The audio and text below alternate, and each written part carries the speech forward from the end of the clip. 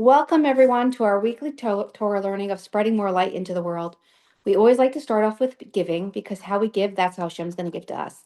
Let's give generously, so Hashem will give us generously. I'm going to put some coins in the tzedakah box. Please join me from home. Tzedakah is also protection. We're going to start off with Tehillim. The Tzemach Tzedek said if we only knew the power of Tehillim, we would say it day and night. We've been saying Tehillim ever since October 7th. And Baruch Hashem, thank you Hashem, our last hostage came home for a Jewish burial. It was very bittersweet, but very soon the sweetness will come out with the coming of Mashiach. So what we're going to be starting to do is to say Tehillim for everyone that needs it, but of course for Mashiach to come, because once Mashiach comes, everyone's going to have everything they need and want. So why not? So we're going to say Psalm 20, Kapitel Chaf. Lama tseach mizmar leDavid yancha adonai b'yam tzara. Yisagevcha shem elhei hakayv yishlach ezracha mikaydesh. Umitzian yisadaka yiskar komen chasecha ve'elascha yidash nesela. Yitain lacha chilva vevcha v'chol tzascha yimale. Niranana b'shua secha v'shem elheinu nidgo. Yimale adonai kol meshalei secha. Ata yiraiti keshi adonai mishicha yanehum b'shmei kachay b'gvorai seisha yiminai. Ela v'recha v'ela v'susim v'anachnu b'shem adonai elheinu nasker. Hema karu v'nafalu v'anachnu kamnu v'saydad. Adonai Hashia hamelach yanenu v'yam karenu. I'm dedicating this class for a complete refuah shalema for some dear friends and some people that I know personally for a complete recovery. And we should see it on this very auspicious day. Today's Yud Shvat, and we need miracles. So let's make that happen.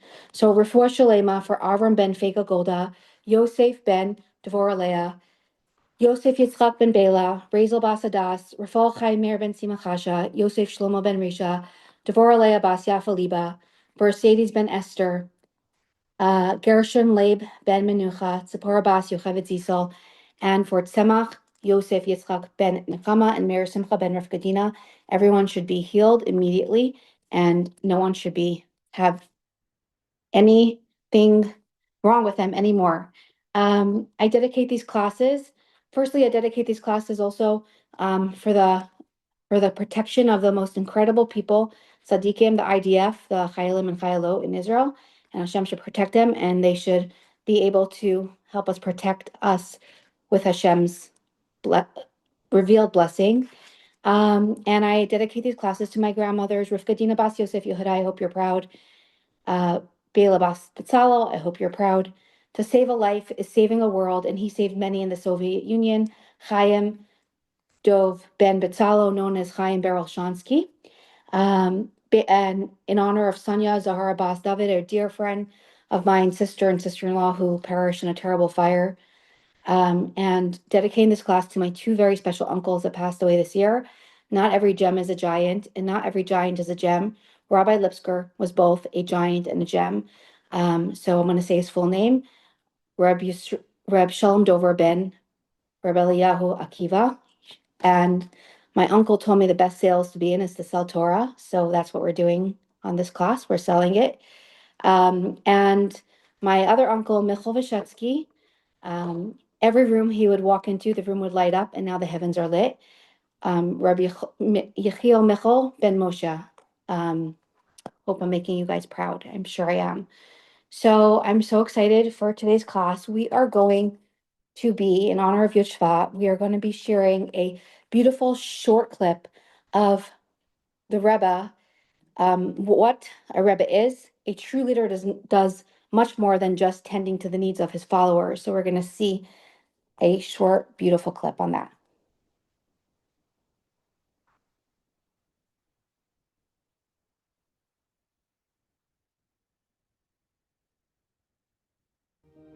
I put in an envelope, the note, in the opening in the side of the door, with the hope that Rabbi Chadakov will go out, he will notice it and give the Rebbe and he'll have an answer. I looked in and I see that Rabbi Chadakov overlooked it, he didn't see it. And the letter falls down and the Rebbe goes over, takes the note, takes the envelope. And just in about 15, 20 minutes, I had an answer. But the following day, I sent in a note to the Rebbe, a note to apologize. I was Goyim, I was a Kakos that the Rebbe should have to pick it up. So the Rebbe gave me an answer. הלוא זה כל עניוני ופהם. This is my whole being to uplift. Also ich tafkide von jeder Nossi. Nicht auf was sagt mislabisch und misangeln und tut kol atolibe. In kol hoinyoni deile, asher yitzi, asher yeviem, tut das in a nefischer Nisio von Aufheben sei.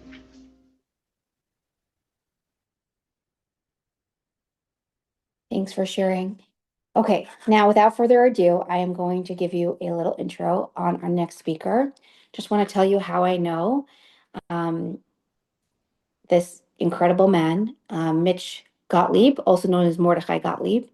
Uh, I had the merit of working in Bal Harbor, Florida when I was right after seminary, and I got to meet the most incredible community, which my aunt and uncle led and leads to till this day. Rebbe Lipsker and my aunt Chani Lipsker, and the people there are just so inspiring. And I am humbled that I get to introduce and the most amazing people to the world. So I'm going to tell you a little bit about our topic for tonight. The topic for today is the Rebbe sent his car for me, and the battle within, disciplines and transformation. Mitch, his life embodies teshuvah and inner strength. We're honored to welcome Mitch Gottlieb, a man whose life reflects the Rebbe's belief in the limitless potential of every Jew. Born and raised in Marine Park, Brooklyn in the 1970s, Mitch and his brothers grew up with his parents' message that when confronted with antisemitism, you stand your ground, or as they put it, you crack some heads. You learned early how to carry himself. He learned early how to carry himself with sharp instinct and street smart edge that made it clear he wasn't someone to be messed with. But his story took a remarkable turn. While Mitch was serving in the U.S. Navy in 1979, his father moved the family's automotive business to Crown Heights, where the Divine Providence Chabad books, including the Tanya, began entering the shop and eventually his home. That Tanya would redirect his entire course of his life. From a young man drawn to the image of the wise guy, Mitch has spent the last 36 years becoming a wise man in the truest sense, a grandfather, a committed Jew, and living example of teshuvah and inner strength. His journey from toughness to Torah stands as a tribute to the Rebbe's far-reaching influence and the power of a soul awakened. So I'm going to introduce to you my dear friend, Mordechai Gottlieb, who is going to share with us how the Rebbe inspired him until this day, and how today he inspires others. Welcome, welcome, Mordechai. I'm going to call you Mordechai. That's all right. Mordechai Yosef is Mordechai Yosef Mordechai Yosef. Kayan, by the way. And first of all, it's a tremendous honor to be asked to speak, especially on Yud Shvat, that the Rebbe, took the leadership. I think it was 1951. And, the introduction, the only reason we mentioned the toughness and fight is because, with all kidding aside, as maybe a shame as it is, that was who I was. In other words, there was a background in Brooklyn during the 1970s that demanded Jews stand up, but in particular, I would become a very strong human being in physicality. But in reality, I did not have any type of control over my own behavior in a lot of ways. And I mentioned the only reason I bring up that past, and I'm not going to get into a lot of that. That's a book in and by itself that I'll never write probably, but it's just to speak about the nature of fighting. What would happen was I went to the United States Navy, and I always believed in God, but my belief in God was just based on there's a God that exists. My mother taught me when I was young, if I'm afraid of something, say the Shema, God will protect me. I always kept that, by the way. And I believed in God. I prayed a few times my uncle should get well when I was a young 13-year-old boy, and went home after I was riding my bicycle around Marine Park and praying and crying to God because I was 13, maybe 12. And one of my favorite uncles was very sick, and he came out of the hospital the same day, and I felt God answered me. I also prayed around the roulette wheel in casino and won a couple of $1,000. So Hashem has answered me throughout my days before I became religious. And I'm 68 years old. I am now in my 36th year, going into 37th year of observing Torah. Still growing, still learning, still battling challenges, as every person does. You know, every single human being is unique. There's no question about it. They say that people are like diamonds. No two diamonds are alike, even though the same material, carbon, and people are the same, blood, bones, flesh. No two people are alike. Everybody is unique, and everybody can be a teacher, but the truth is not everybody is. I'm like a natural teacher because what I went through in my life, I'm able to express. In 1979, I would go into the United States military, and while I was overseas, I called my family, the shop, the automotive business, and my brothers answered the phone. It was a collect call, and the conversation went into, you can't believe what's happening in this area, Crown Heights. And I didn't even know the area that well. And I said, what's going on? He said, do you know the black-hatted Jews? Now, we had a place in Williamsburg, Manhattan, and we did interact with Satmars, but never about Judaism or anything like that, even though maybe they heard our last name, Gottlieb. We never spoke to them about Jewish things. They never spoke to us. It strictly was business. And when we would pass by the Hasidim in Williamsburg, going to the shop in Manhattan, sometimes my brother said, "What do you think about these Orthodox Jews?" And I had it like the Amish. We don't know them, and they don't know us. Now I'm talking to my brother. He says, "You can't believe these Hasidic Jews in Crown Heights. You know, these guys, the other guys wouldn't talk to us. These guys, we can't get rid of them. They don't leave us alone. They're coming here with matzahs. They want to put on these black boxes. They're inviting us for this thing, sukkahs." And then my other brother said, "Yeah, we fixed the Grand Rebbe's car." And my brother laughed. He said, "Yeah, this guy, the Rebbe, all these Orthodox Jews, they go to this guy every Sunday to get dollars." And my other brother said, "Yeah, we're going this Sunday," as a joke. And he said, because the Rebbe is giving out dollars, your father's still giving out 50 cents.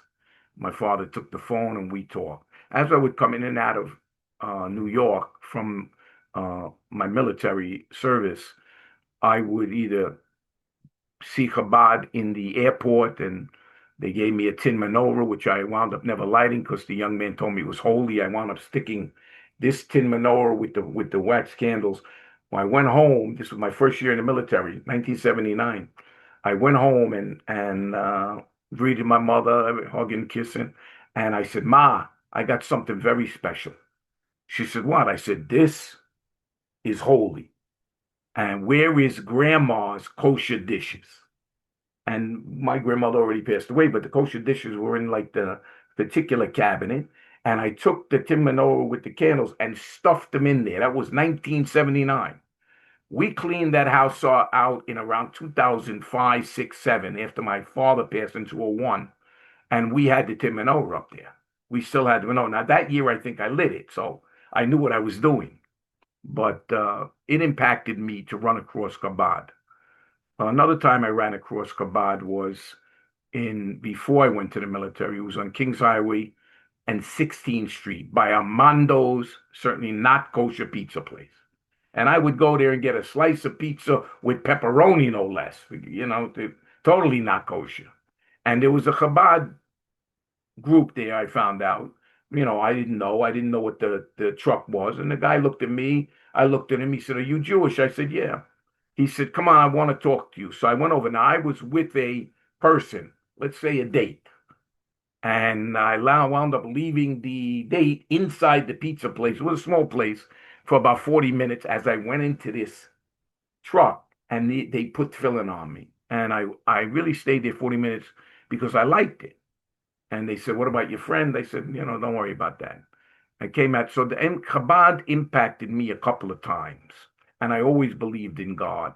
But none of this resonated with me. Even in the United States Navy, I would wind up in a scuffle with someone. And I had to go in a little bit of isolation, not any real negative thing. And I asked for a prayer book. They were very kind to me. And they gave me a prayer book. It wasn't the Olive Institute, but it was a Jewish prayer book. And I used to close my eyes 4 o'clock in the morning before anybody got up. In a back room they allowed me to go to and read the morning blessings without even knowing really what I'm reading, and get up to the part of Talis and Tefillin. And I would imagine the Talis and Tefillin on my arm or my head. I tried to remember from Bar Mitzvah. And so I always had this connection. One other thing I'll tell you, a very unusual reality, was 1968. This is before everything.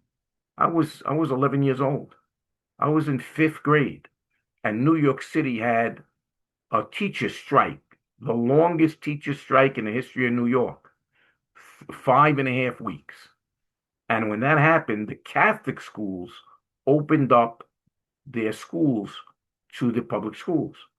And without thinking of anything negative, my mother sent us to St. Thomas Aquinas, Flatbush Avenue off of Kings Highway and Avenue P. Yeah, like Avenue P and Kings Highway.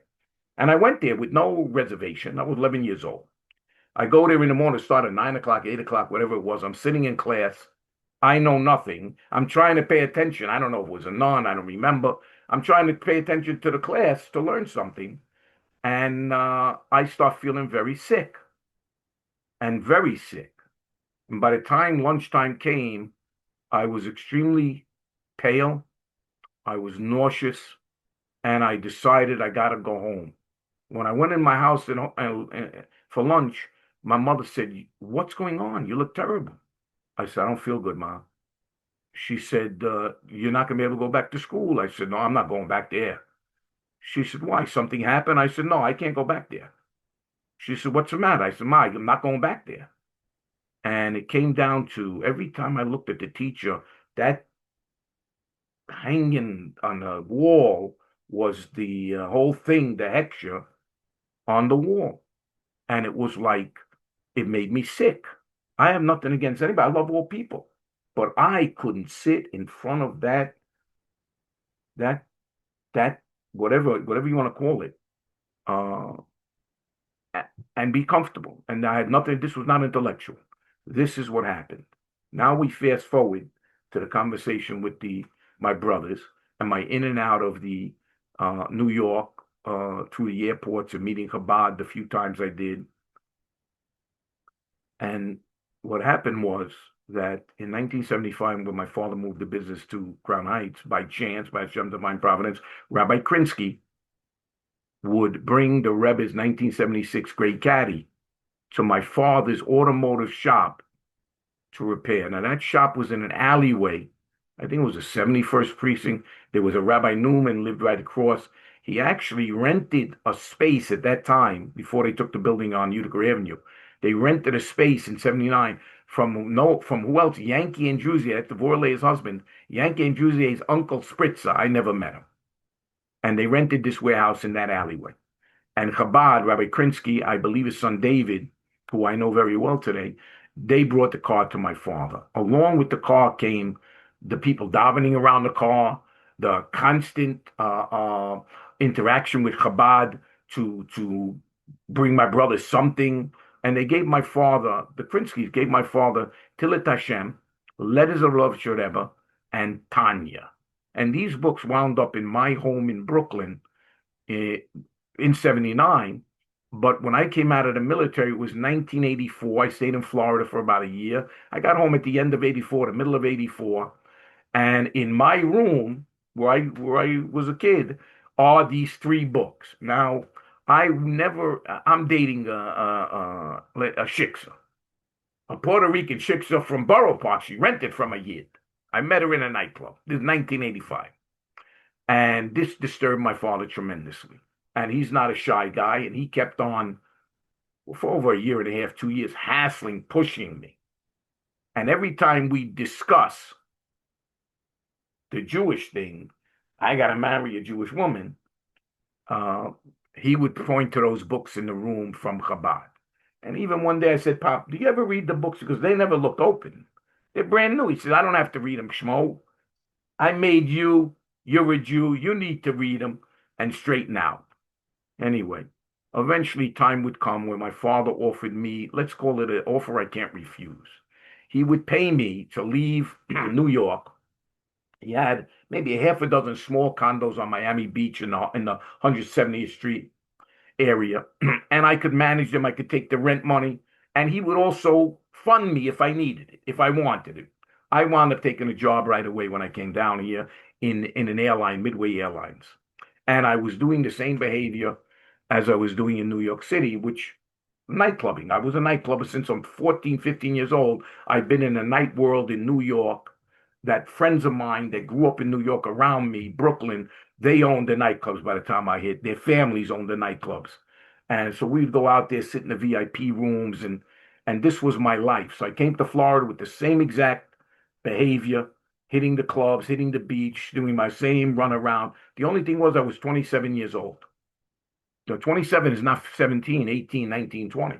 27, I already started questioning the value of my behavior. In other words, I would look at how I go out at night, what I'm looking to accomplish, was always around dating. I'll use that word. But at the end of the day, I would say to myself, it's a waste. It's not like I'm saving up anything with this nonstop interaction with dating. So even though it never stopped at that time, I wasn't even happy with it. That dichotomy or that conflict within me was totally unresolved. I would say to myself, I'm crazy. I do things I don't even really like. I'm in the mood to do them. I like doing them. I'm urged to do them. At the end of the day, when I do it, when I'm doing my thing, I'm not even happy. It's like, it's a strange reality. But I had no answers. One night, instead of going out clubbing, it must be 8:30. I'm wearing diamond ring. I got gold jewelry, gold chain on my neck. I got this. I look like a real, I'm unfortunately Italian gangster. This was how I looked. This is how I behaved. This is how I grew up. And I'm in this kind of meeting, eating pork chops. My hands are greasy with pork chops. I'm sitting with a tank top. I'm nice tan. I'm built. Everything's beautiful. And I don't watch TV. And I look up on the wall in the room, and right next I had a shark jaw that we caught off the pier on 163rd Street and Miami Beach. And we cut it. We cleaned it up. I put it on my, stunk a little bit, but it looked tough. So I put it on my shelf in the room. And next to the shelf, holding the books, was the Tanya. Now, for some reason, I'm eating the pork chops, and I look on the wall and I see the book Tanya. And my first reaction was, that is a very strange name for a Jewish book. A Russian girl's name. That's what I said. And I actually, the way Hashem works his magic, don't ask me. I dated a Russian girl in Manhattan, very short. I met her in a dance. I wasn't serious. She wanted to get serious. Jewish girl. And I always kept her in mind at that time. So now I got the book Tanya 6 months later looking at me. And I said, a funny name for Jews, maybe about Russian culture. Maybe I could about Russian women. Maybe I could know where to meet them. Imagine how uneducated I was. I think that Tanya is about Russian Jewish women. The only reason maybe Hashem knew what would catch me. In other words, maybe if I knew it was a Jewish book, I might have not picked it up. But the fact that it was a Jewish book about Russian women, I thought, this motivated me. I was crazy, that is. Well, anyway, I picked it up. with the greasy pork chop hands, no kidding. And I open it up and I turn it, and it's right on the first chapter, just the way I turned it. And it says, an oath is administered to you at birth. Be righteous and be not wicked. And even if you think yourself righteous, know yourself as wicked. Now, I am telling you that at 27 years old, from 12 to 25, 27, you could say there was very little progress in a natural way for me. I was locked into a certain way, and natural progression really didn't happen. That is a story I won't tell, or really what took place during those 16 years of my life. But I would enter that book, Righteous and Wicked, knowing that this applied to me. Somehow, and up until that time, I would have a reoccurring dream. When I was in New York, when I was in the military, a reoccurring dream. I can't tell you how many times when it reoccurred, but throughout, of shadows surrounding me, and I'm on a slab and pulling me down, and I could not move, even though I tried to move. And I knew that this was negativity, like pulling me to a grave. No kidding. That's what I gleaned from that. So when I read this Righteous and Wicked, this thing hit me. And I embarked for the next 6 months. I didn't go out. I didn't date. No clubs. I would go to work in Miami Airport as an avionic tech, fixing airplanes, come home eagerly and sit in the room reading Tanya. Now, I'll tell you the truth. I don't know the listeners if they ever study Tanya in and by itself. Means no teachers, not any help. It's a difficult read, and for someone who really didn't go through the school system in a normal way, this book was very difficult to understand, even the English words. And it just so happened Hashem knew that for sure, because about 2 days into reading Tanya, comes two guys on the beach, Miami Beach, where my condo is, and they're carrying boxes and they got books. And the guy says, "Hey, you want to buy some dictionaries? Funkin' Wagner, whatever they call dictionaries, A to P, P to Z. I still have them. Look at these books. I bought these 2 volumes in 1985. You understand? And these books were my go-to. No internet, no look up this, chat GBT. What does this mean? What does that mean? I would spend every single day hours and hours and hours researching, trying to understand what is this book saying to me. When it really came to the point of the battle between the Yetzer Hara, Yetzer Tov, between the animal-driven drive and the godly-driven drive, every ounce of my fighting, everything I learned would transform into battling the inner battle, the battle within myself. My mother tried to tell me I'm my worst enemy. No kidding. When I was 18 years old, and I can't even tell you how that conversation came about, because it wasn't a great scene. I'll tell you that. My mother was worried about me, and she forbid me to go back out of the house and do what I was going to do. It was a tough situation. I was going to do something and to straighten someone out. And next thing you know, my mother tells me, "Come here, Mitchell." And we go to the mirror. She says, "You know who your worst enemy is?" And I said, "Who? This guy up the block. I'm going to take care of that, Ma." And she smacked me. She said, "You," and she said, "You schmo," smacked me in the head. "You're your worst enemy." I said, "Well, I love myself." She said, "That's your problem. You're selfish, self-centered. You don't care about anybody. You're out of your mind. You're out of control. You want to be a tough guy? Control yourself." I said, "Ma, I love you. You're deep. You want me to stay home? I'll stay home." And that was the conversation. Now, fast forward 10 years, and I'm reading The Battle Within in Tanya, and it hit me a ton of bricks. I wound up calling my father and saying, Pop, where'd you get these books? I had a Scoop Lubavitch. I said, you know somebody over there? He said, I know somebody. I know the main guy. I said, who's the main guy? He said, the Rebbe. I said, can you give me his number? He said, well, it don't work like that. I'm going to have Rabbi Krinsky call you. Maybe about 10 minutes later, Yehuda Krinsky calls me up. He says, you're Mr. G's son? I said, yes. He says, what can I do for you? I said, Rabbi, you gave my father this book, Tanya, Til Tashem, Ledabab Shaleba. He said, yes. My son David did. I said, I want to ask you something. You know something about the book Tanya? He said, yes. I said, does every single Orthodox Jew read this book? He said, no. I said, why not? He said, because we're trying. I said, all right, all right. I said, let me ask you something. What do you think about the book, Rabbi? So he chuckled a little bit. He says, what's your name? I said, my name is Mitch Gottlieb. He says, your Hebrew name? Which I thought it was Moshe Yosef. It winds up being Mordechai Yosef. Born actually Adar 12 Adar Bet before Purim. It kind of fits together. And he said, what do you think about the book? And I said, you know, Rabbi, I think the book is the meaning of life itself. The book has secrets in it that every human being needs to know. People are ill-equipped to understand this major fight within themselves.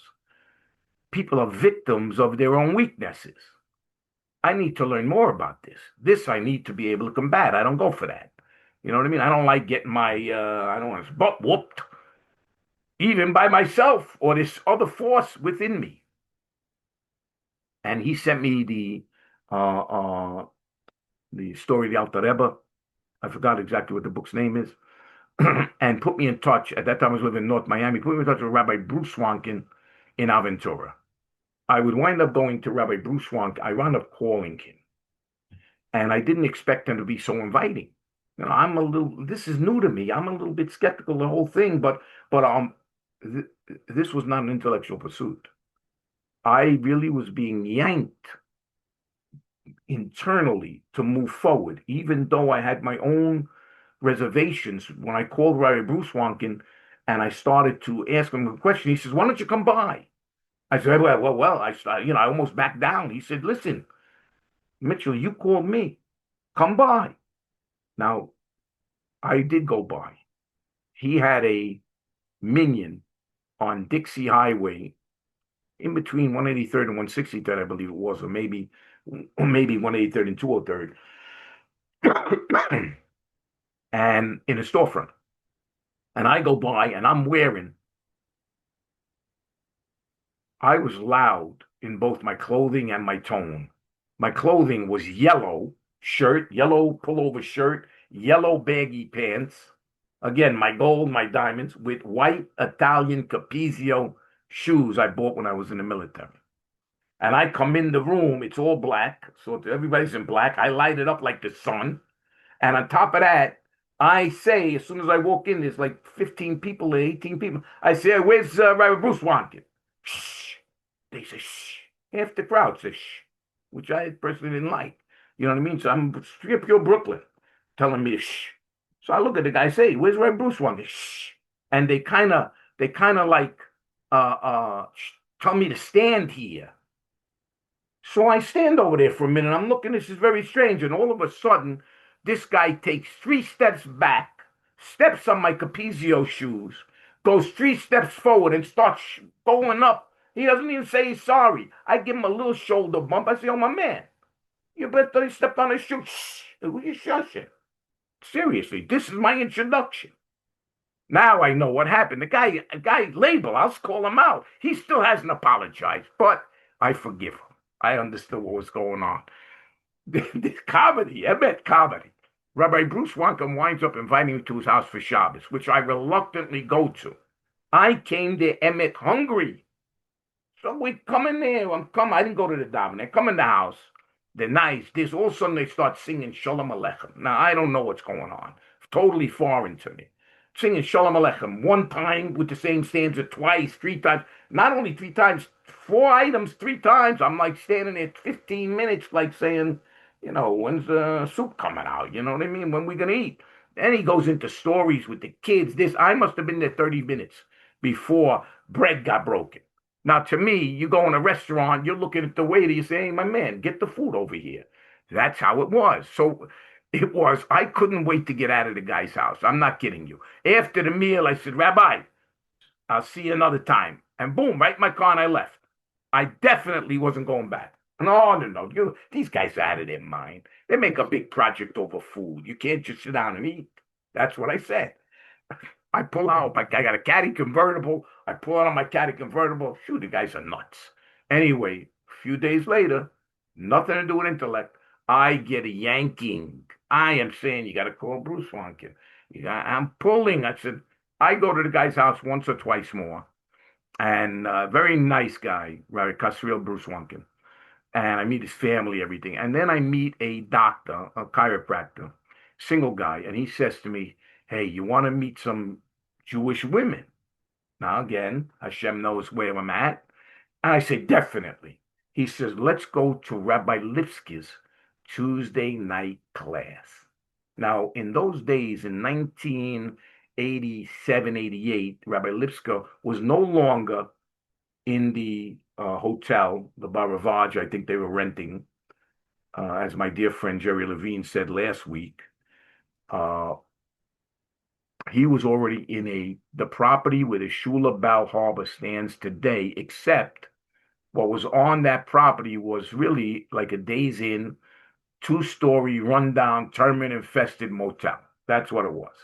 Where the wooden floors were slightly bouncing on like a trampoline because they were termite damage underneath the basement, underneath the subfloor. And I went with him. And I'm a mechanic, I'm working the airlines, I pull up, I'm dressed, let's call it in street casual. Bal Harbor's business casual are up. So it was a little bit fancy. It wasn't my cup of tea, so to say, in all honesty. And I just sat there, but I did see some interesting people, again, that I might want to talk to and get to know.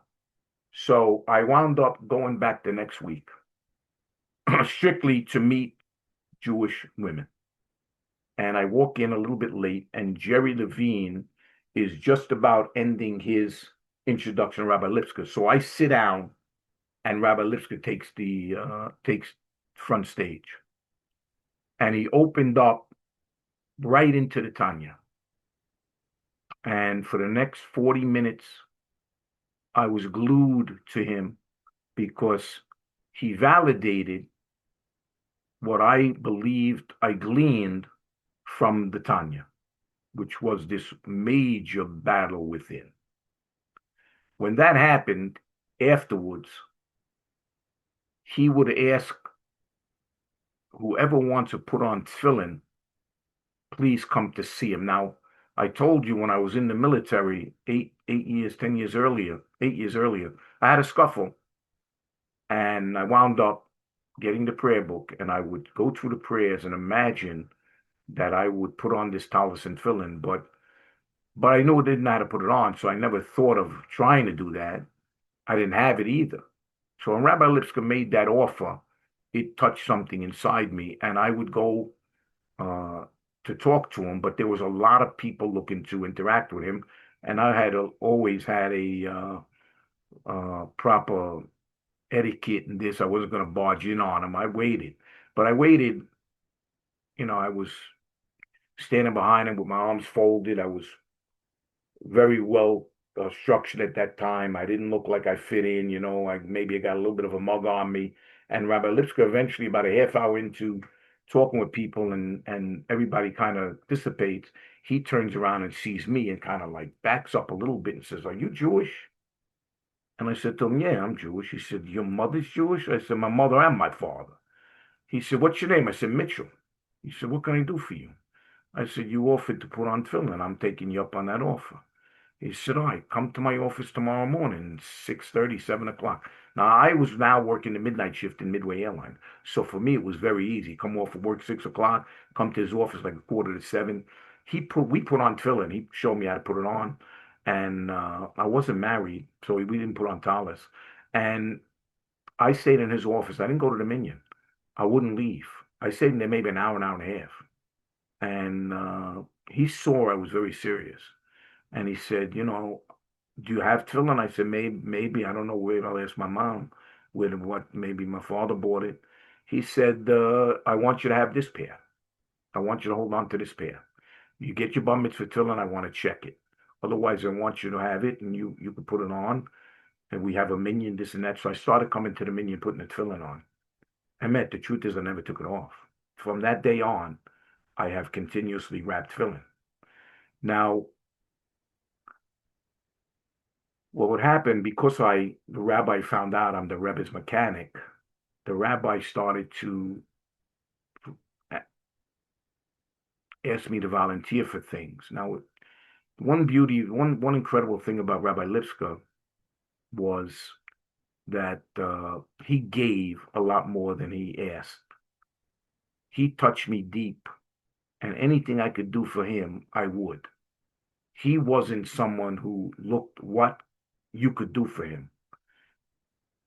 He was always there at any given moment that I wanted to speak to him throughout his entire life. I have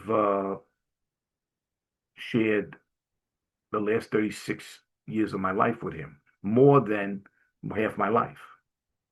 And he would ask me to check his car. And I remember in those days, he was driving a beat up car, leaking oil all over the front of the parking lot. And I told him, Rabbi, this car's is worth $1,000. You got $1,500 worth of damage. It's a junker. Get a case of oil, put it in there, and I'll change it for you. I'll keep putting oil in for you. And one day he asked me, how do I know it's a termite infested building? He asked me the floor was sagging in his office, and if I could take a look downstairs and tell him what's going on. And it was termite infested. I jacked it up a little bit to secure it. I started working with the Olive Institute a little bit to help them out, which was at that time a prison program. And I remember Rabbi Lipsky asked me to get him some books for Passover from a particular store.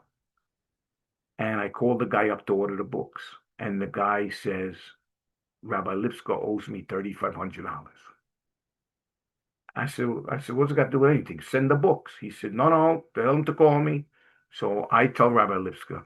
Rabbi Lipska grabs the phone, calls him up, and tells him, don't worry about the more money. Worry the Mashiach is not here. And the guy sent the books.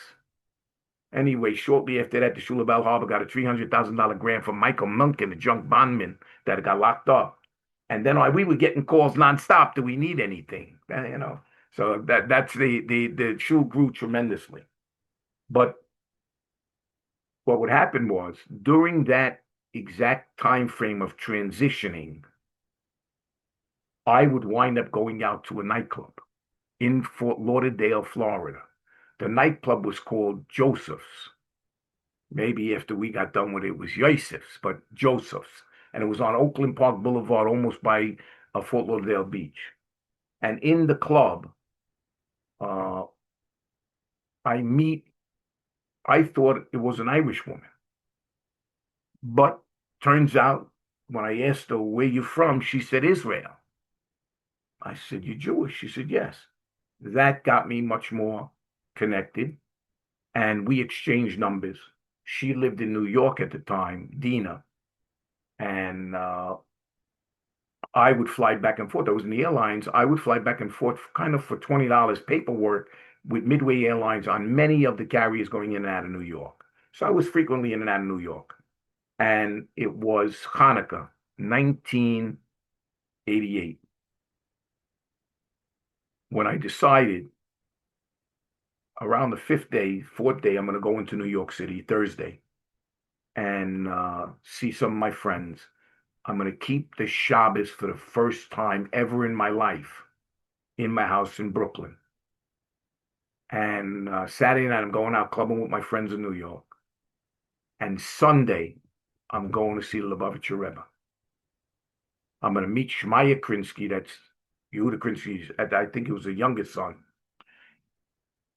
to buy my tefillin, because my bar mitzvah tefillin that Rabbi Lipska checked was not good. And I wanted my father to be owed me tefillin. So I went in, I said, Pop, you got to give me tefillin. You got to give me the money to buy the tefillin. That's what has to happen. You owe me a pair of tefillin, which he did graciously. And me and Shmaya Krinsky would wind up going to Kingston Avenue buying the tefillin. But I told the girl that I met, Dina, I never saw her after the first time, that I'm flying into New York, and she wanted to get together. And I told her my plan is Thursday night with friends. Friday night, I'm doing this thing called the Sabbath. I'm not driving. Saturday, this whole thing is the Sabbath. I'm definitely not driving. She said, "Where do you live?" I said, Flatbush, like on 34th Street, almost by the Rambam. I don't know if you know New York, any of your listeners. Rambam Yeshiva, that's 34th and Avenue N, about Kings Highway Hospital. I live up the block. She said, I live by Kings Highway and Coney Island Avenue. We could meet walking on Ocean Avenue and Kings Highway, and we can go to my friend, I think it was Rachama or Nachama. She's Shoma Shabbat. We can go to her for Friday night dinner. Now, I want to tell you how Hashem works. I told you I dated this Puerto Rican girl when I came out of the military. And she lived in Borough Park, right on 49th of Rhode Island Parkway. I was born in Maimonides, by the way, in 1957. And when I would leave her house, it could be 7 o'clock, 8 o'clock in the morning, Saturday morning, I'm coming home from club, hanging out. Now, I'm driving through the Orthodox Hasidim in Borough Park, but also the Syrian Jews on Ocean Parkway. Now, sometimes I'm driving even later, and I would pull my caddy convertible over, shut the music, put up my top, because I remember pulling over there with the music blasting and the top down, and people walked across the street, the Jews. They didn't know what I'm doing over there. So I decided to be a little incognito. I think that I pull up the top, shut the radio, and observe them. And I said to myself, these people look happy. They know something I don't know. That was 1985. Now we're 1988, 87, 88. And the walking on Shabbos is presented to me by Dina, that we're going to meet and walk for Shabbos. I took that offer right away. That meant something to me. We went to a friend. We had a fantastic time. We decided she's going to move down to Florida. She took a job down here. And very shortly after that, we were married. Now, also, what I didn't mention was when I told Dina that my plan of coming to New York, keeping the Shabbos, going out with friends, and going to the Rebbe on Sunday, she said, "Please take me to the Rebbe." Now, I had heard from Rabbi Bruce Walken, actually, that the people lead many people to sin, God forbid. And that's not a good thing. If you can lead many to mitzvahs, you got to do it. So I wound up feeling a little bit like guilty. I got to take her. So I wound up taking her. We went to the Lubavitcher Rebbe, and it was freezing outside. And I'm standing in line with Shmaya Krinsky. They're letting the women in first because of the cold.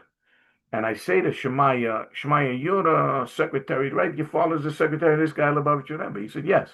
I said, why don't we cut the line? What are we standing here for? You got like authority. He laughed. He said, no, we're not going to do that.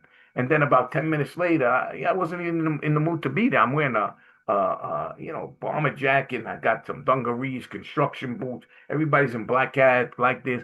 I said to him, look what I'm dressed. Look how I'm dressed. I'm not dressed for the occasion. I'm bailing out. This ain't for me. He said, today we're not dealing with the outer garments. Today we're dealing with the inner garments. Now that touched me also. I said to him, kid, you're good. You understand something?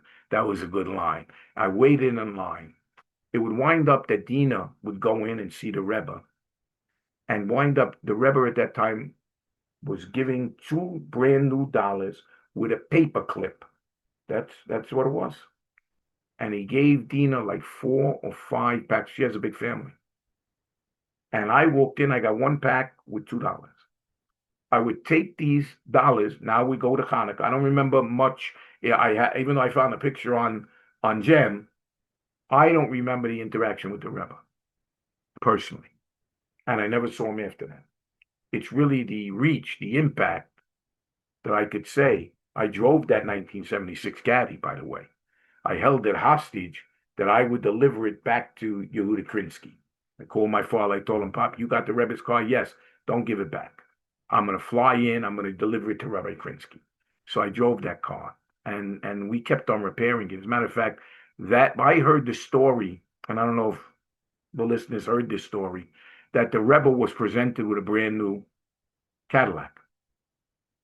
I don't know what year. And when he came out, he saw it, and he asked where his car is. And they told him, this is the car. He said, there was nothing wrong with the other car. This one, whatever you could do with it, give it away, donate it, whatever you're going to do, but bring back my car. I heard that story not from Hasidim. I heard that story from my father, because my father was given the 1976 Ray Caddy, and he told that they got him a new car. And then they came right back, and they asked for the car back, and they told my father, the Rebbe don't want the new car, they want that car back. So the Rebbe was a person who could amass, I believe, hundreds of millions of dollars to himself. If all the followers, you take a look at the Shul Bal Harbor, all the followers, thousands of Rebbeim, that if the Rebbe would have said that he wants people to send him money, people would have sent him whatever he asked for. But yet, I understood he wrote on both sides of the paper. His hat was fairly old. It wasn't new. He lived humbly, and materialism really did not affect him. We would wind up going from the Rebbe, my Dina, and myself to my sister's house on the 8th day of Hanukkah. When I walked in the house, I haven't seen my family. I'm visiting. My brother Gary said to me, "It's Hanukkah. You didn't bring any gifts for my kids." So I broke out the Rebbe's dollars, her packages, and mine, and I wrote on them, the Rebbe, December 11th, 1988, the Rebbe. And unfortunately, my bag, my car was stolen, bills were lost, and one bill remained. Many years passed by. That was in 1988. I was in my brother's automotive shop, which moved from the alleyway of Crown Heights by the 71st precinct on Utica Avenue, Empire Boulevard. Right, they shared the parking lot and Wendy's parking lot, the fast food place. And I was in the office, and me and my brothers were talking, and the story came up about the Rebbe's bills. My brother Lance said, "What are you talking about, the Rebbe's bill? I have the Rebbe's bill." I said, "What do you mean?" He says, when we moved the shop, all the bills, when people open a business, they put bills on the wall, like, I don't even know what it means, but they put bills on the wall. They had 50, 60 bills on the wall. All of the bills they originally put on the wall rotted from 1988. The Rebbe's bill was almost untouched. You could see everything. Now they moved it into the new shop. Just to let you know, that bill wound up in my daughter's hands less than a month and a half ago, because my brother Lance would visit the Rebbe's Oya with me. And my daughter Chen from Israel flew in with her husband, and she, first thing right from the flight, they pulled in, I think it was Monday night. By Tuesday, we were in the Rebbe's Oya. We got on a plane 4 o'clock in the morning, 5 o'clock in the morning, meeting my brother-in-law in the OL, and he would present her with that bill to take back to Israel with her. So that was a very powerful, and all of us sat there writing letters, and a very powerful moment. So when I say the Rebbe sent this car for me, if it wasn't for that car touching my father's business and the Tanya coming into my life, then I wouldn't have spent the last 36 years with my community, raising a family. I got 3 children. I got 4 grandchildren. Hashem should continue to bless them, bless all of us. I want to tell you a couple of, and I don't know what time, Kaya, what time, we're good? I want to tell you a couple of real happenings. Now, my lovely wife, incredible person, incredible soul, is a Zionist, a tough Israeli Zionist, served in the Israeli army. And while she agreed to keep Shabbos, kosher, and mikvah, at the very beginning of our relationship, I was much more enthusiastic, no doubt about it. I remember that she wanted to go, we were getting married in Israel. She has family in France, family in Israel, Moroccan. And she said, I'm going to buy my dress. I'm going to France. I'm buying my dress in France. I'm going to Israel. I'm going to make the wedding in Israel. Well, the morning of her flight to France, she realizes that her French visa is not good, outdated. And she's pressured that she's not going to be able to get into France. And now, I'm telling you, Emmett, I'll get her on. She's not here now, but if my wife verifies it, it's true. So I said to her with no hesitation, so you'll know that Hashem controls everything. We'll have no problem getting the visa. We're going to go right now to the French consulate. No problem. They'll issue it right away. She had a 1 o'clock flight. We were at the consulate at 9 a.m. We walk in, and I am holding tzitzit in my hand.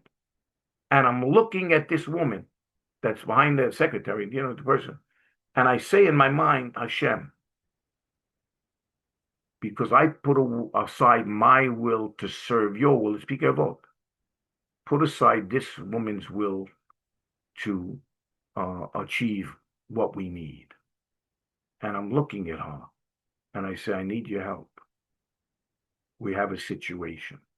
And I tell her the situation. And at first she says, listen, there's no way. I said, please, we need your help. She goes in the back and she says, you know something? You're going to have a visa in 30 minutes.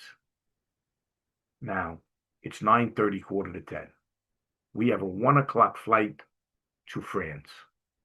And we are in the French consulate in Miami downtown. I have to stop by the bank and get money. And Dina is very nervous. Now we go to the bank. And traffic, terrible traffic. The bank is right by Miami Airport. There used to be a SunTrust, I think. Not a SunTrust, Centrust. Right by 36th Street. That's the bank I was banking because I worked at the airport.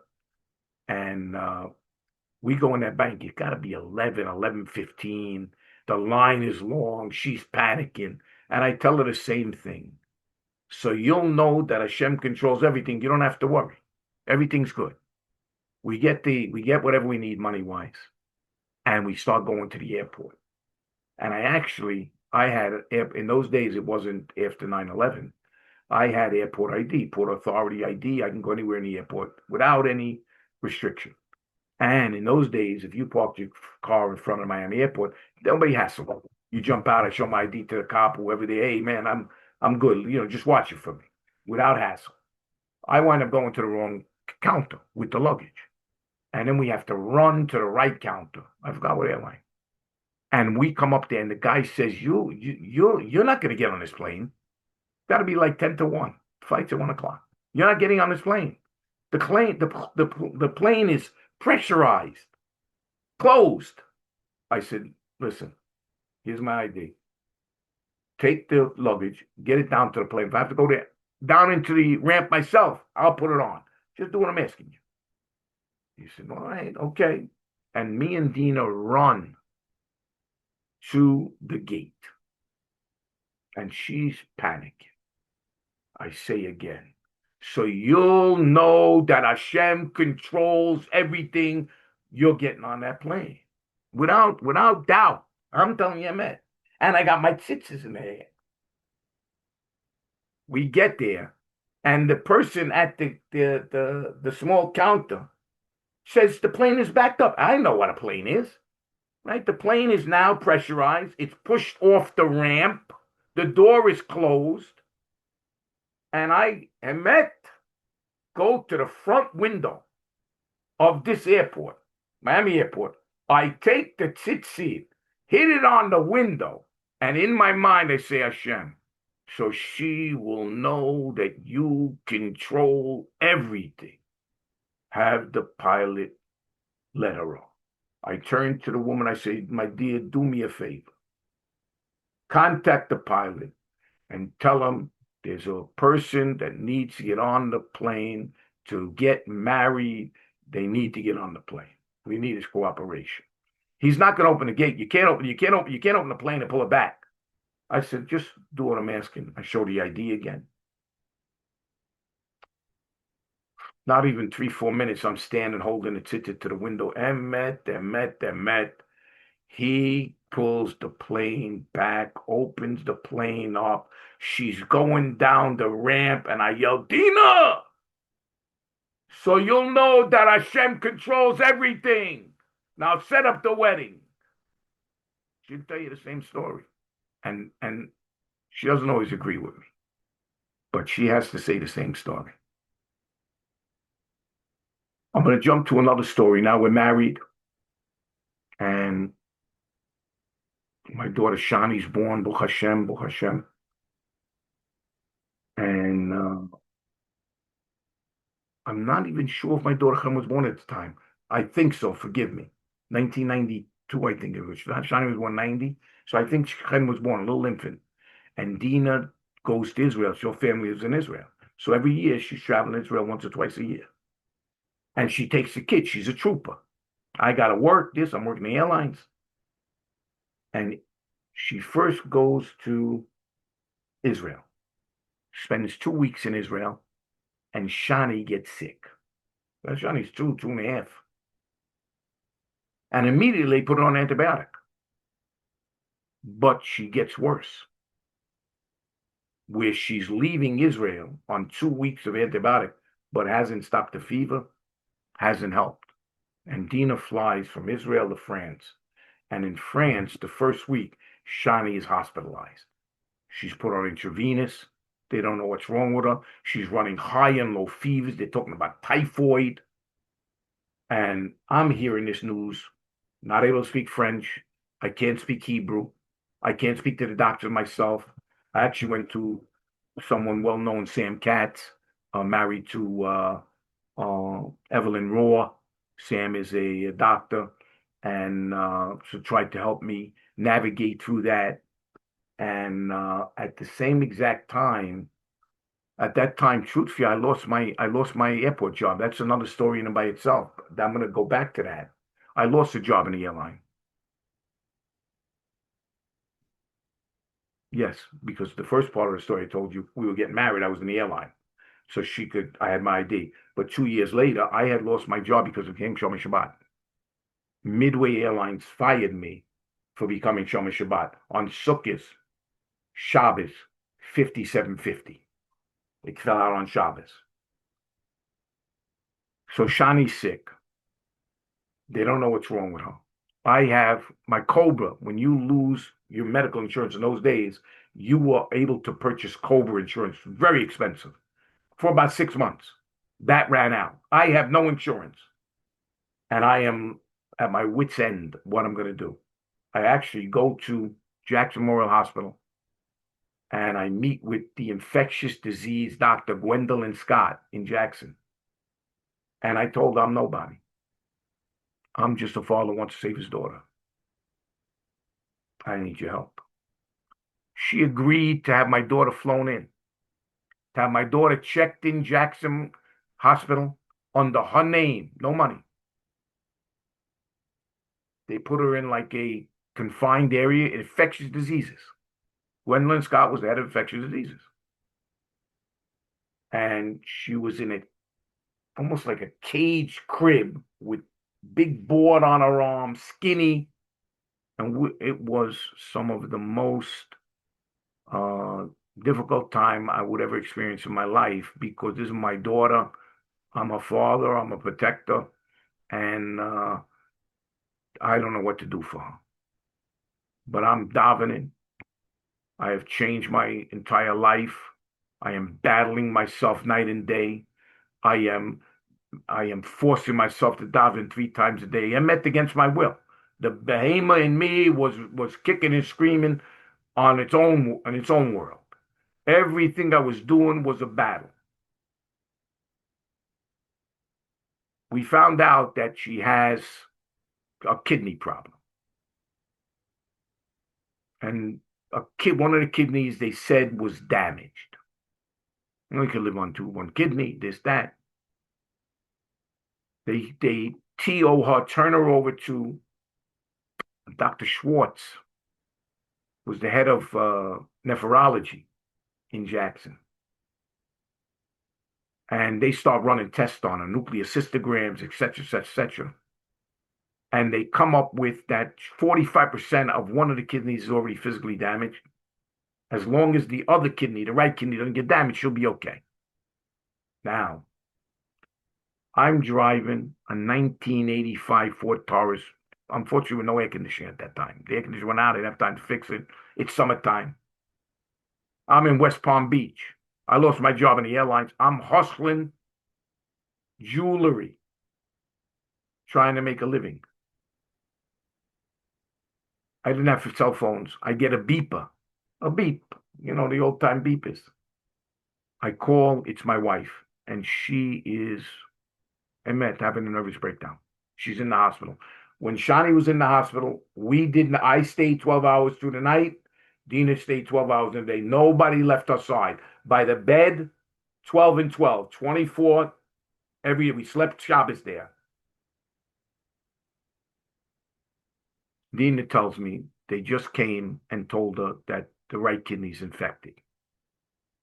That was while I was at work. And she's in the room, my daughter Shani, and she's freaking out. So I said, listen, Dina, move out of the room. Don't let Shani see you cry. I don't care what the doctors say. We'll have nothing less than a ness. I learned the word ness was a miracle. This thing really broke me up. And even though I was very strong in front of her on the phone, I would wind up getting in my car, driving back from West Palm Beach to Jackson, windows open, pounding my steering wheel, I broke the dashboard, punching the steering, saying to Hashem, I'll accept nothing less than a ness from you. I come to you 3 times a day. Against my will, I submit to you. I expect nothing less than a ness for the entire ride. People must have thought I'm out of my mind. But I'm just going. I get there and I am laser focused. Where is Dr. Schwartz? And as I'm walking through the hospital, a group with Dr. Schwartz comes walking at me. And as I say, I'm about to say something, Mr. Gottlieb, we're looking for you. And I said, I'm looking for you too. I said, tell me what's going on. He said, we have just come from the convention center, Miami Beach Convention Center, where your daughter's case is the case in point, the case being discussed at the nephrology conference, Miami Beach Convention Center. I'm listening. I'm okay. He says, and there's been a lot of difference of opinions, Mr. Gottlieb. I said, okay.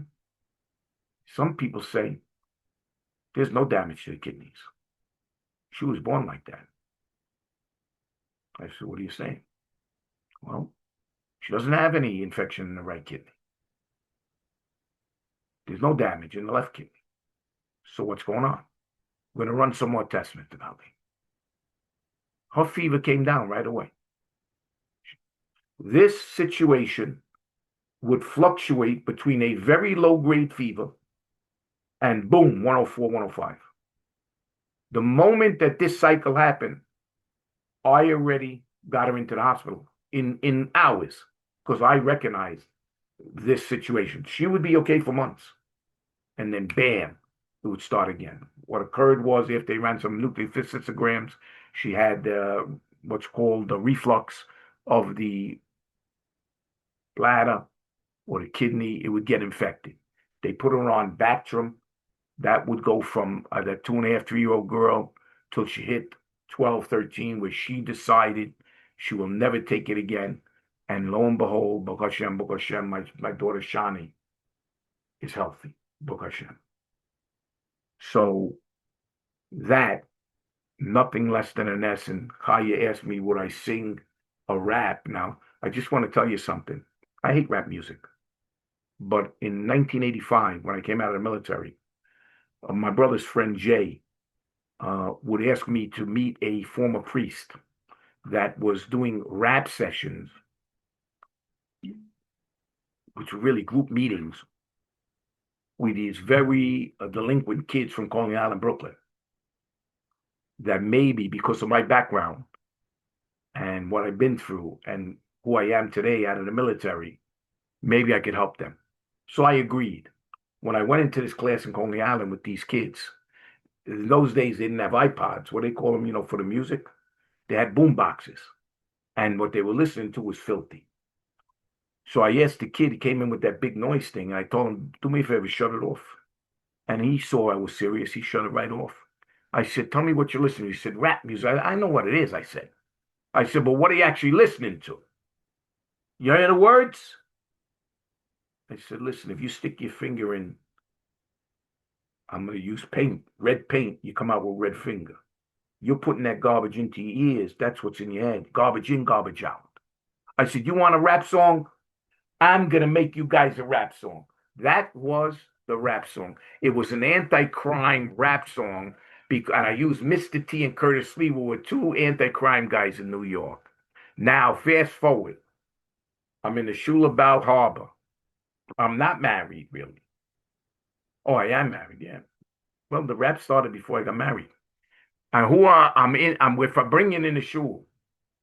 And we go out to the parking lot. Who? Me and Jerry Levine, the Channel 10 eyewitness newscaster at that time, turned Olive Institute, dear friend of mine.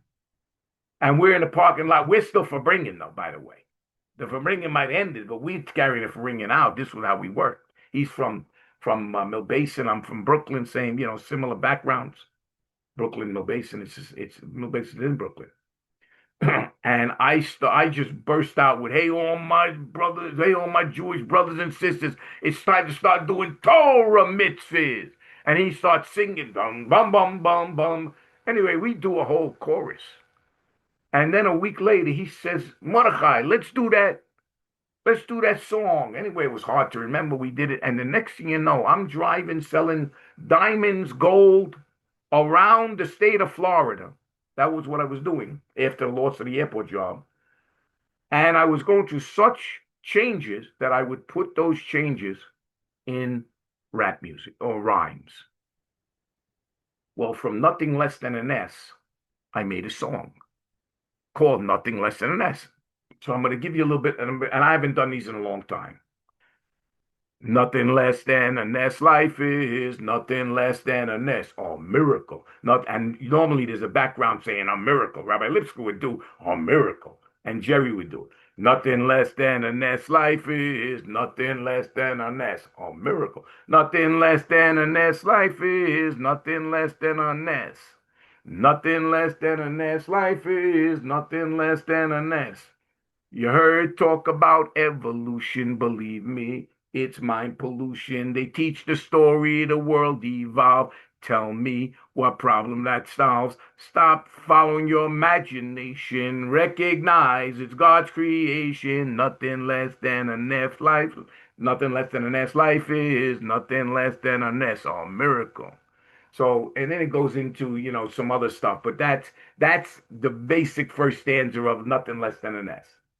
The other rap that became very popular, that wound up, I did a performance in Jacksonville, Florida.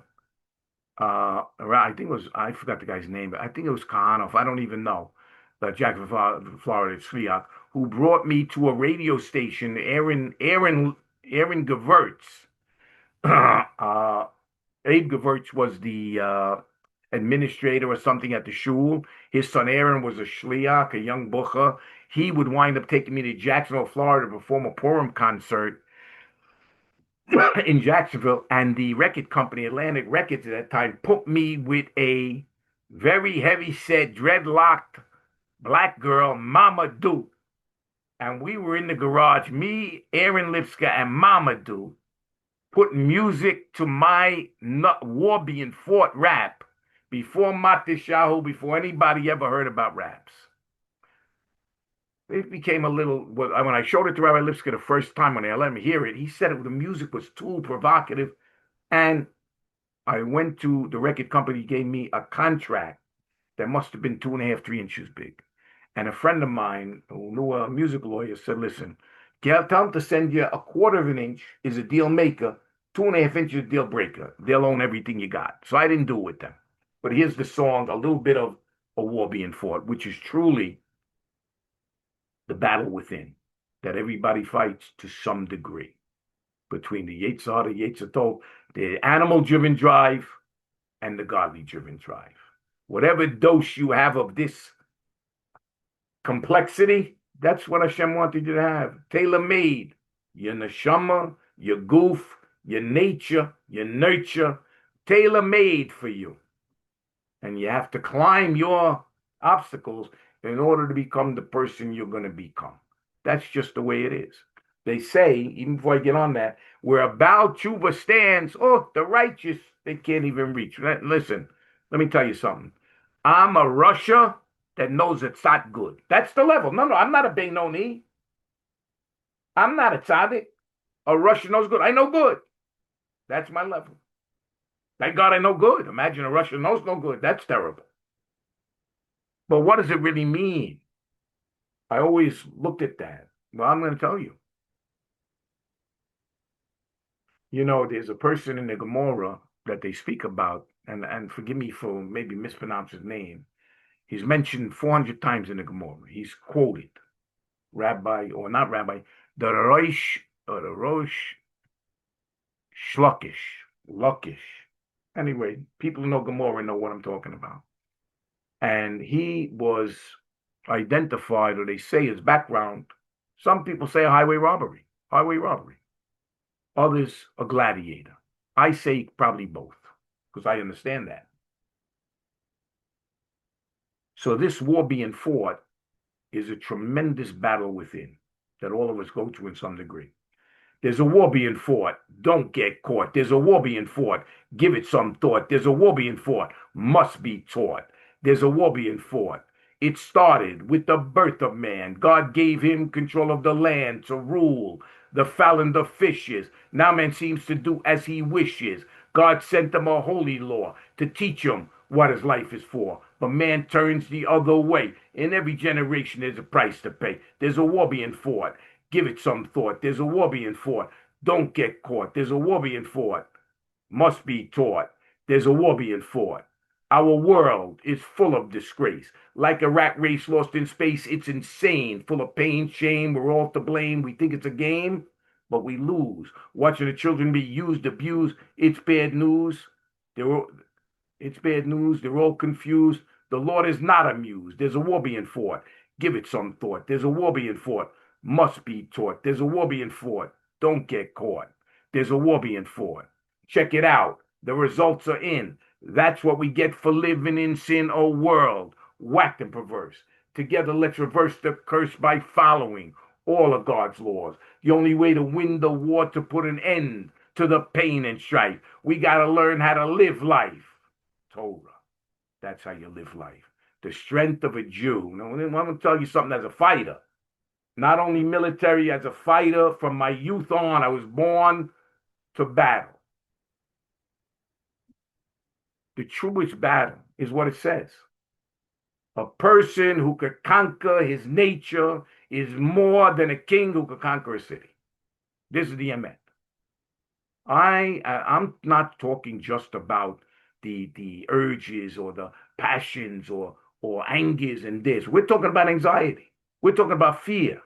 We're talking about what everybody goes through in some level: doubt, fear, frustration.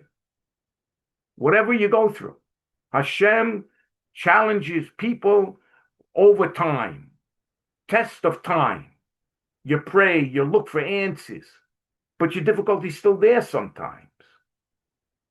So the Hashem wants you to transcend. How did the Jews open up the sea? Somebody had to go in. What do you think? The person went in with his toes and Hashem opened up the sea? I guarantee you the person went up to his nostrils until Hashem realized this guy's going to drown. He's ready, man. He believes. Our Amunah, our trust in Hashem against our physical reality is emet, the catalyst, the magnet that draws down divine brachas upon us. You replace fear with faith. That's how I live life every single day for the past 36 years. Today, the Rebbe passed in 1994. I know my mother passed in 94. Chabad has grown substantially. I think it was the Baal Shem Tov who asked the Elijah, if I'm not mistaken, when will the Mashiach come? When the wellsprings of Hasidus spread to the furthest reaches of the world, of the earth. It doesn't mean just geographically. It means from the wood choppers, the water carriers, to the Jew who don't even know how to ask, not even present at the Seder. Our responsibility, I want to say this. I'm a people person. In that respect, I'm like Aaron Akoyan. I love people, all people. And I'm a jovial guy. And because of my non-religious background, I'm good with everybody. I walk in gyms of people of all different races, religions. Everybody says hello to me. I'm wearing a kippah all the time. Nobody disrespects me. Everybody's friendly, from the biggest guys to anybody. And I'll tell you something.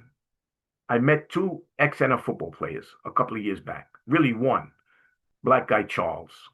Big guy, great shape. And me and Charles hit it off. He's a great guy, very smart guy. This is an LA Fitness on 123rd Street in Miami. And one day, about a year ago, Charles comes up to me and says, Mitch, you got to speak with Big John. I says, I don't know Big John. He said, I'm going to introduce you. I says, what am I going to say to Big John? He says, you do you. You do you. You figure it out because you motivate people. You got something to say.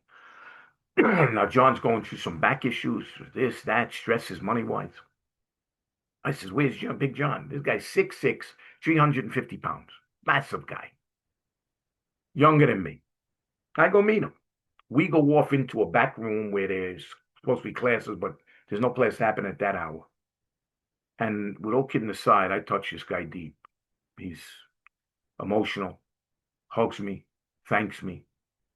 And we become friends for the next, still to this day. Anyway, maybe about 3 months ago, I'm sitting on a bicycle in LA Fitness, and Big John is walking out. And he yells, he says, yo, Rabbi, I love you, man. I said, yo, John, I love you too, brother. And he leaves. I had to go to John. I had to tell him, John, you don't know what type of compliment that is. He says, you're my rabbi. This is a non-Jewish guy, by the way. This is a guy, you want to know the truth? He's a bouncer in a strip club by Miami Airport. That's what he does also. I told him it's not a great environment, John, but he's got to make the money. So the fact that and not just him.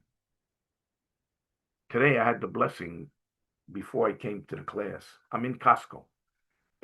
And I'm picking out some fruit, and this family is right next to me, Orthodox family, and we start talking. The mother's name is Simi. The boys, I forgot their name. I gave them a blessing to get married. They're from Muncie. And we talked for 40 minutes. I talked for 40 minutes. That's what happened. And this woman says, you don't know the impact you're having on me. I told her the Rebbe sent this call for me. I told her a little bit of that early beginning. It's just the reality. But we all go through. And I'm going to say it this way. And I say this with all emet. From Moshe to Moshe Rabbeinu, nobody's like Moshe. The Torah says it. But I guarantee you a few things. Moshe Rabbeinu did not ask a Kodesh Baruch Hu to be thrown in a river when he was born. But Moshe Rabbeinu was thrown into the river, put in the river. He didn't ask Hashem, let me be raised in the Egyptian culture, idolatry, paganism, etc. Even in royalty, but he was raised in that. Hey, believe me, he didn't come to Hashem at 17 3/4 and say, you know, Hashem, I appreciate that despotic environment you put me in. But you know what I haven't done? I never killed anybody. I need to get that under my belt. Our Moshe Rabbeinu becomes a murderer, kills an Egyptian. Could you believe that's what he has to flee Egypt? Moshe Rabbeinu didn't ask to become a murderer, but that's what Hashem did to him, put him through. In 150 Tehillim, Book of Psalms, almost all of them attributed to King David. There's one Psalm, Psalm Moshe, Psalm 90. And you know what it says in Psalm 90? The opening paragraph on Psalm 90, Moshe acknowledges them. Even before the world's created, Hashem, we know you created it. Emet, nothing outside of Hashem. But then Moshe gets hard, and he says, Emet. He says, but you, Hashem, you bring man low, and you crush him. And then you say, return to me, son of man. Why is that? So now I'm going to say, why can a Baal Tshuva find things that maybe even a righteous person won't go through? That's exactly it. When you're in, I'm going to call it hell and back, when you're stuck in the lowest pits of the degradation in the world, and you have to climb out, the climbing is one part. The education of climbing out is the other part. You find aspects of wisdom, understanding, and knowledge. You could never find pearls of wisdom, gold, platinum nuggets. You could never find, if you're on the riverbed trying to look for gold on a sieve. Experience was Reish Lachish.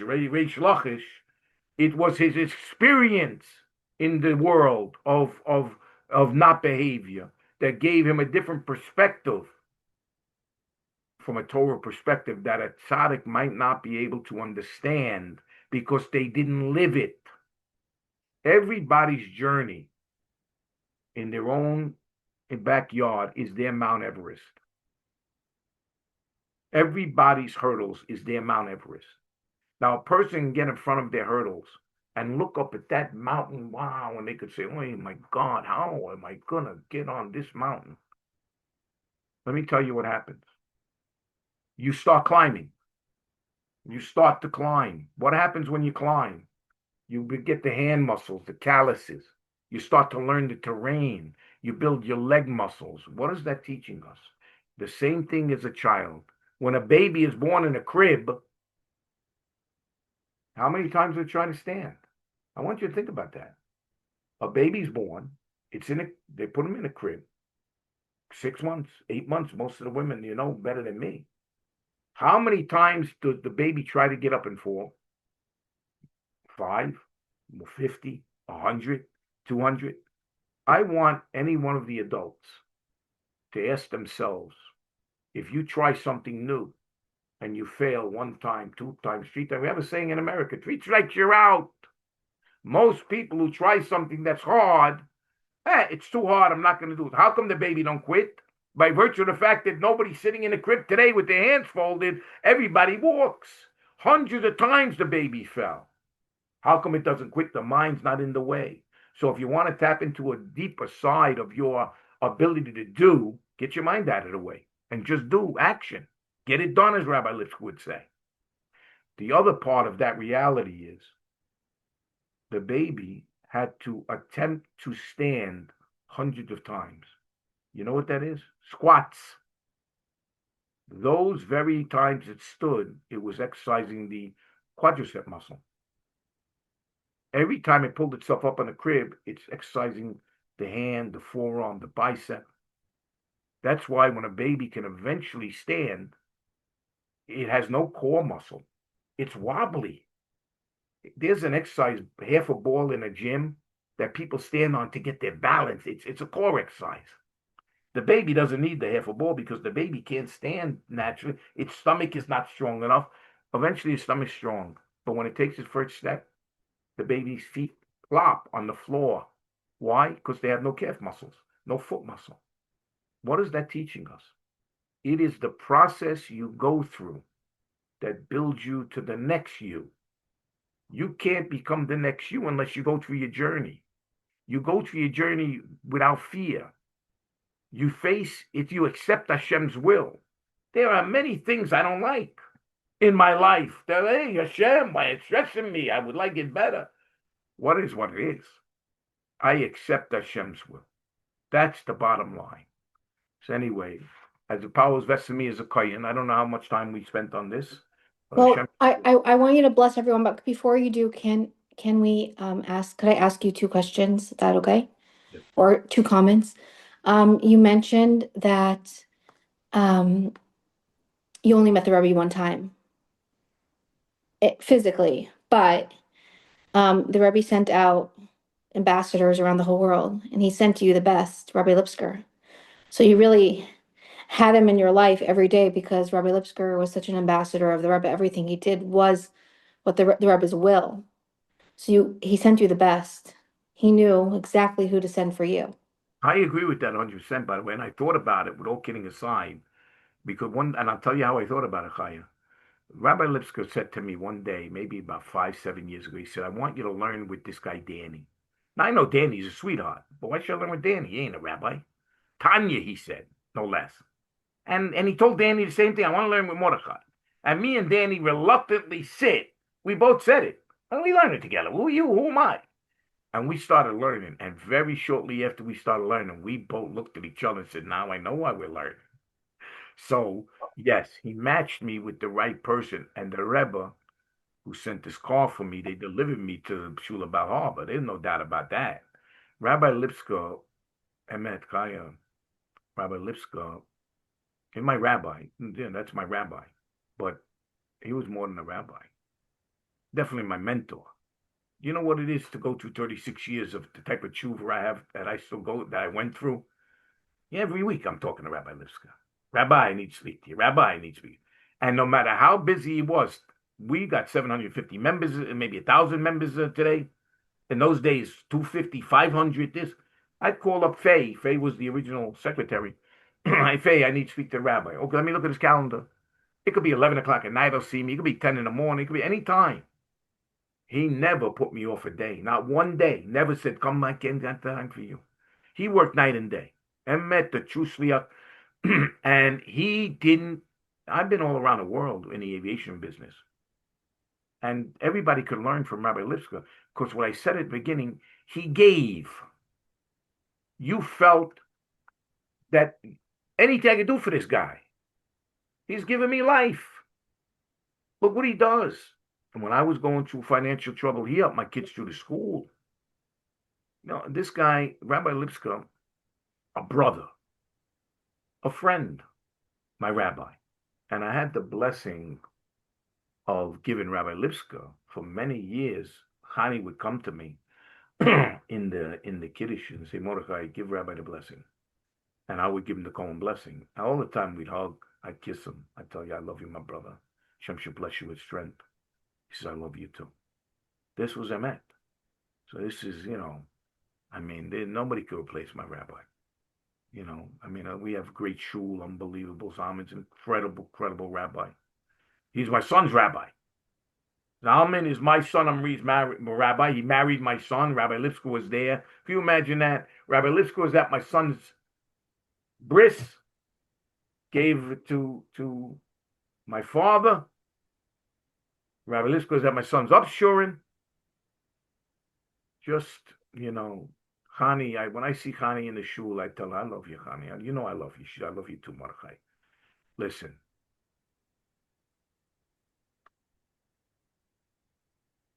I got nachas in my life. I see my family. This could have never happened without the connection to Chabad and the understanding of our Jewish teaching and the power of Torah, the true purpose of life, Yaakov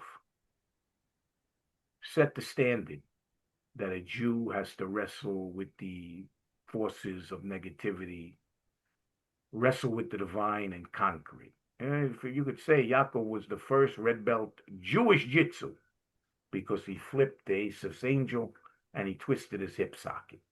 We Jews are battling not by might, not by our military, not by power, not by our money, but it says by our spirit, by our connection to a Kodesh Baruch Hu.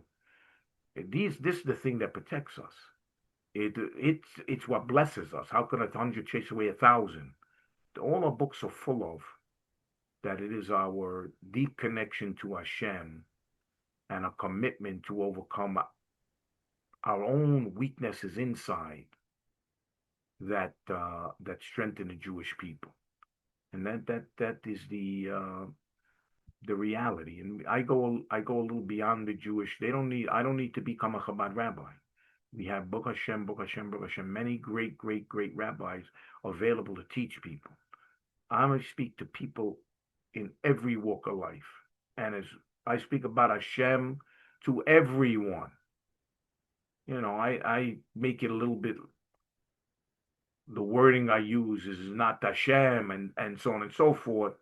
But many people, non-Jews, Jews, I had a personal guy, a Jewish kid, 40 years old. He's in the nightclub business in Miami.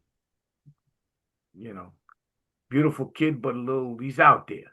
So he called me. He was on the treadmill. He called me. Says, "Hey, Mitch, give me some knowledge. Give me some wisdom." This is just a few days ago. Give me some wisdom. And thank God I read. For anybody who's not reading the book Chayenu, you're missing out. I was blessed with the book Chayenu. What happened was COVID-19 hit. I'm 68 now. I was probably 60, 62. I had high blood pressure, high sugar. I got a little bronchial asthma. I never think about it, but all of a sudden they're giving me these comorbid things. I got much more susceptible. So now the shul is closed. Purim. We're in Mikey Perez's house on Purim in 2020, I think it is. We're hugging and kissing. We're hearing about COVID. I'm like, get out of here. From that event, Rabbi Lipsky got sick. One of the first cases. And Rabbi Lipsky got sick. The shul shuts down. We're davening in the house. I got to start worrying about the respiratory, this, that. It's more fear than anything. And all of a sudden, my son is working with a group, and they send Chayenu to the house. He's living with me at that time, before he's married. And I start reading it. And let me tell you something. It is such a handy pamphlet. I read the Chumash every day. I need to add the Tehillim, but I don't read Hebrew that well, so I could do it in English. Tanya, that's my thing, every day. Tanya in Chayenu every day. I read Yom Yom, no question about it. Then I read a little bit of the Rambam. I read what the Rambam is about, and I read one sentence, paragraph, what I'm going to read. Then there's a halachas that I read the halachah of that day, and then there's the part of the takeaway from the parsha of the day. This takes maybe 20 minutes, 15, 20 minutes if you read it and you concentrate. But it is definitely gives you what to talk about if you meet someone or so on and so forth. When I first got to the Shul Bal Harbor 36 years ago, they had a book, Living Torah. That was the Torahs that were in every shul, Living Torah. They have now, with the Gutnick edition, everything magnificent Chumashes. But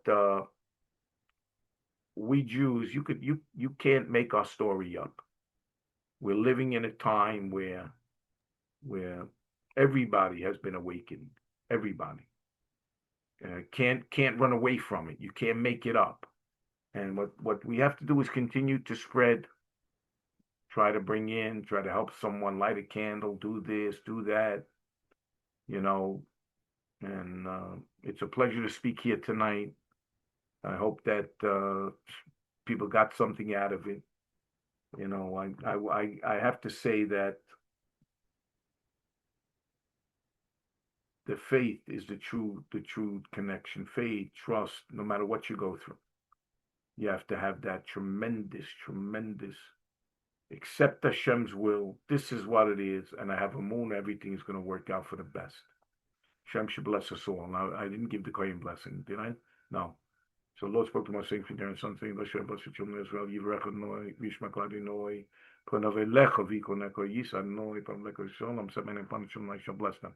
Did you have another question? I know you said one too. Yeah, you mentioned a story to me earlier. We did behind the scenes interview, just so you know. That's why I'm going to say Mordecai was very comfortable with just, we went through a lot. But you mentioned that trip to the Ohel when your kids were little. Could you tell us that story? Yeah. So I believe it was probably my father passed away.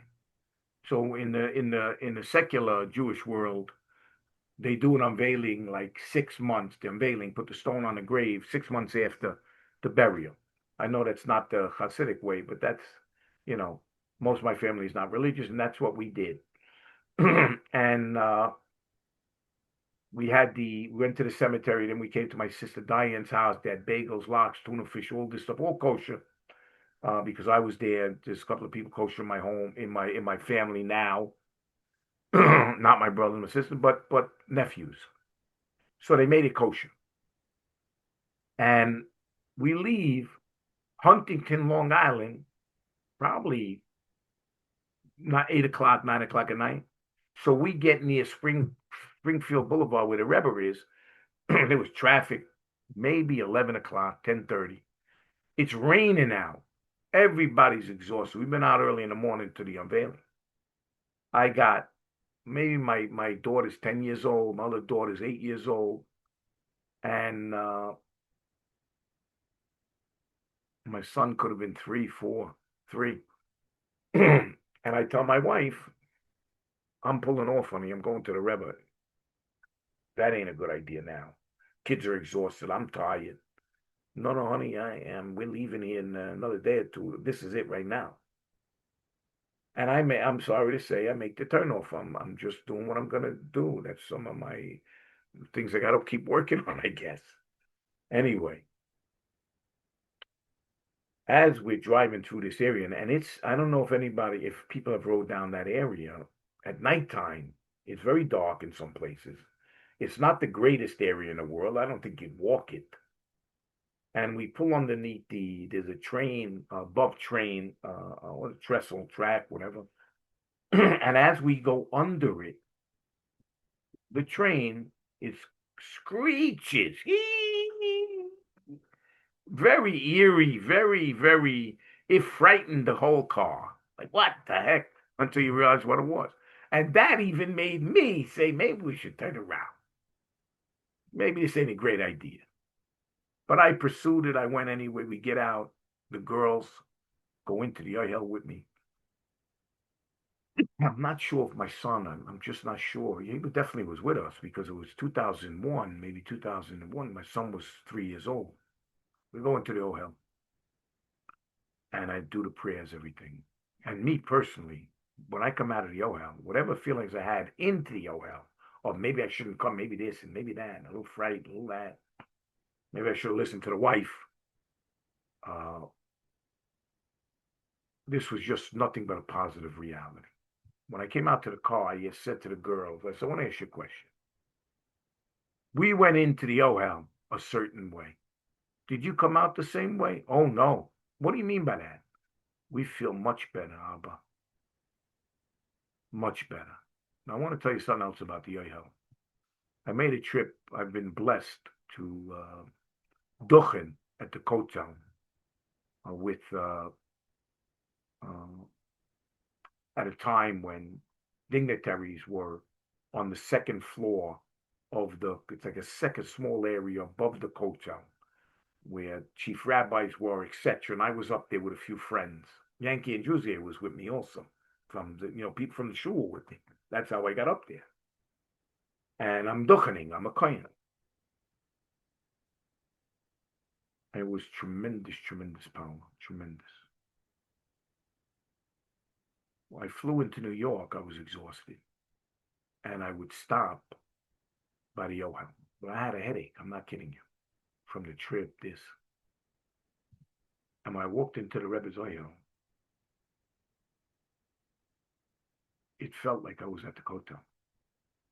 I sensed the energy, no kidding, the holiness of that place, Emet, Emet. I want to tell you something, and I'm telling you Emet.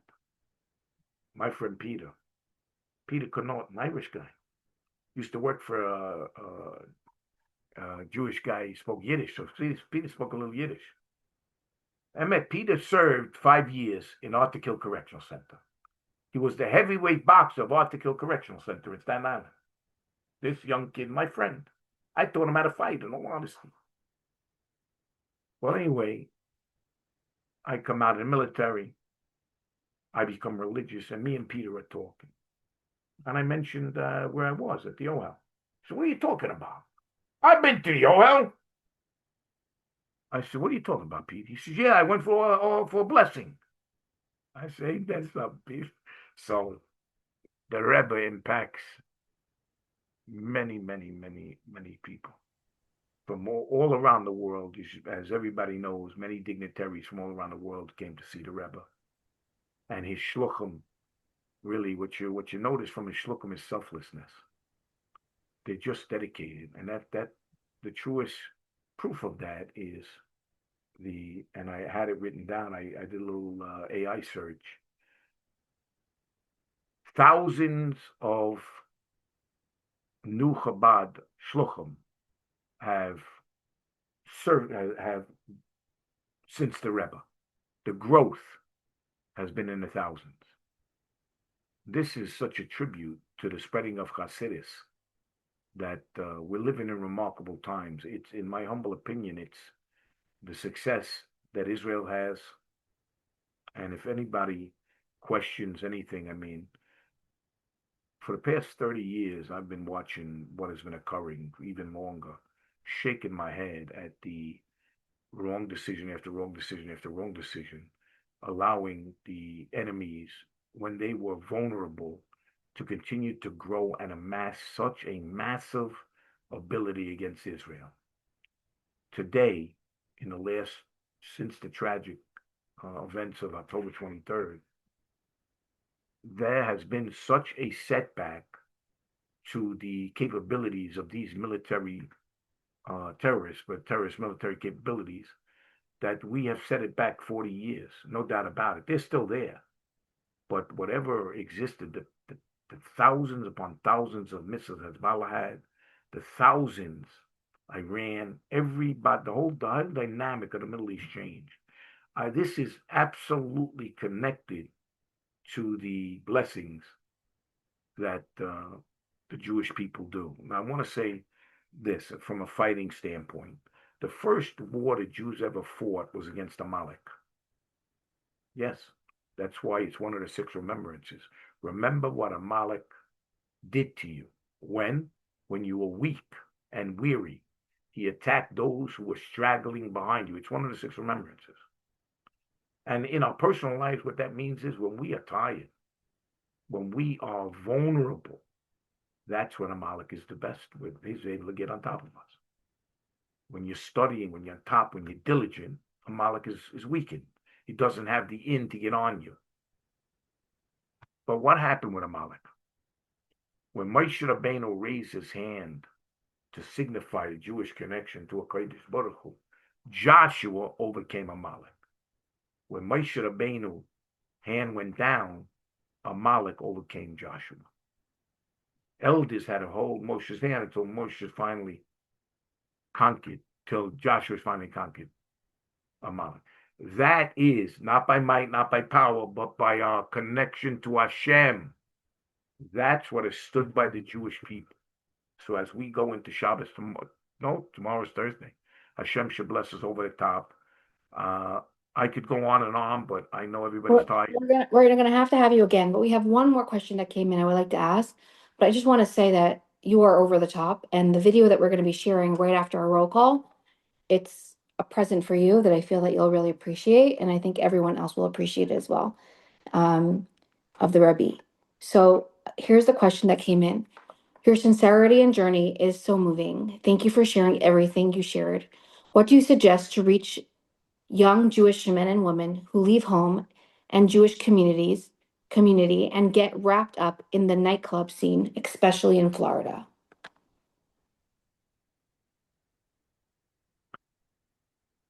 I want to say that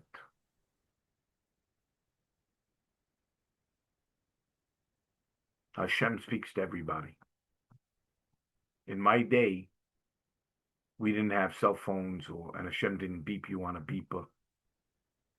but somehow kept on, I'm going to say politely, tapping me on my shoulder, not booting me in the backside, kept on waking me up.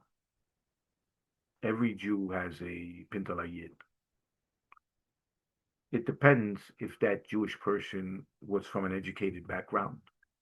Because in my 36 years in the Shul of Bal Harbor, I have seen many Chabad young men that have walked away from what they learned, let's call it off the derech, I think it's called, off the order, uh, only to walk into our community and bump heads with a guy like me,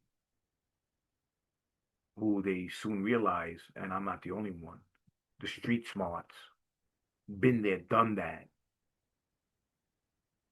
I've seen them stay in our community for a few years. I don't want to mention one guy in particular, but he was way, way, way, way out there. And now he's a rabbi. His family's Rebbe. Unbelievable family. This kid turned his whole life around, back to the solid, back to everything he knows. I think that everybody has a journey. Of course, if they're your own kids, and I want to tell you this here, you have no idea what I put my parents through. They never kicked me out of the house. Never. If it wasn't for that constant, repeated love, you could do better, Mitchell. You got to control yourself. You're a better person. Think before you act. Yeah, I got a couple of beatings. My old man was a big physical guy. And sometimes I stepped out of line when my old man, things rolled downhill. We learned that, not to put up with anybody's BS from my parents, both my parents. So when I stepped out of line a little too much, sometimes the back of the hand, smack me up. But he realized that ain't working, truthfully, because it didn't change my behavior. I think that your words of a parent last in a child's mind much longer than you think. Of course, when you confront anybody about their bad behavior, could be cigarette smoking. Go to a cigarette smoke. Could be an adult. Hey, when are you going to stop smoking? Leave me alone. Nobody likes to be put on a spot like that. But a lot of times when a parent speaks to a child, the child might not love what's being said to them right away, right up front. It might even be a little bit resistant and push back. But let me tell you something. My parents' voices would echo in my mind throughout the entire 4 years of the military. Mitchell, you're a fine Jewish boy, act like one. My father, Mitch, come on. Think. Don't just react. Think with your head. These voices, they were spoken to me when I was a little kid, growing up. So you can, as a parent who has a kid that's a little bit out there, you got to just keep giving them love and encouragement. Now, if let me tell you something. There's a tremendous difference if a kid has a drug problem, because now you're not even speaking to them really. They are influenced tremendously, and you're not really reaching them. That's a whole different set of problems. I'm certainly, Chaya knows who I am. I'm available privately, to be honest with you. For some reason, Hashem wired me, even in my times between 12 and 25, which I will never tell that story. I was a different human being. I would I grew up as a mechanic. I could be driving 4 o'clock in the morning, see somebody stuck. I don't care who they are. It doesn't mean a woman, a man, black, white, Puerto Rican. I don't care. I don't care where it was. I had no fear of people. I pull up and say, "Hey, yo, you okay?" And they might need help. I could fix their car for them. I fix the car if it's a battery, this, that. One woman asked me, Haitian woman, in front of Costco, with my kipper on. Why did I help her? It was maybe 3-4 years ago. I just looked, I said, because I can. Many times after wearing the kippah, I would say, because it's a Jewish thing, I would say to people, just to get a little positive thing, but I help people because I can. So because I've been through tremendous growth from having some terrible, terrible habits and even addictions. Terrible. I didn't volunteer like Moshe didn't volunteer for his life. I didn't volunteer for the life I had. Shem put me through things, crushed me, and I returned with a lot of knowledge. So if anybody out there has those type of things going on with their kids that wants to speak privately, you can give them my phone number. They could call me privately. It's confidential. And I want you to know something. I have received, I came out of the United States Navy. I was in Chicago, O'Hare Airport. I was 22 years old when I went in. Most kids are 18. I was a hardened person. And everybody realized that. The CEOs, everybody. And I didn't like bullies. I hated people who were bullying people. That was one of my key things, that you bullied someone in front of me, you got straightened out very quickly. And I'm watching this kid from New Jersey bully this kid, Tom, in the military. It really troubled me. And one day I straightened it out. And after the boot camp was over, I'm in O'Hare Airport, and Tom comes up to me. It's an 18-year-old kid, 19, and he gives me a card, like a birthday card. And, no, I got birthday cards from my parents. No friend, no man ever gave me a birthday card. My brothers, maybe.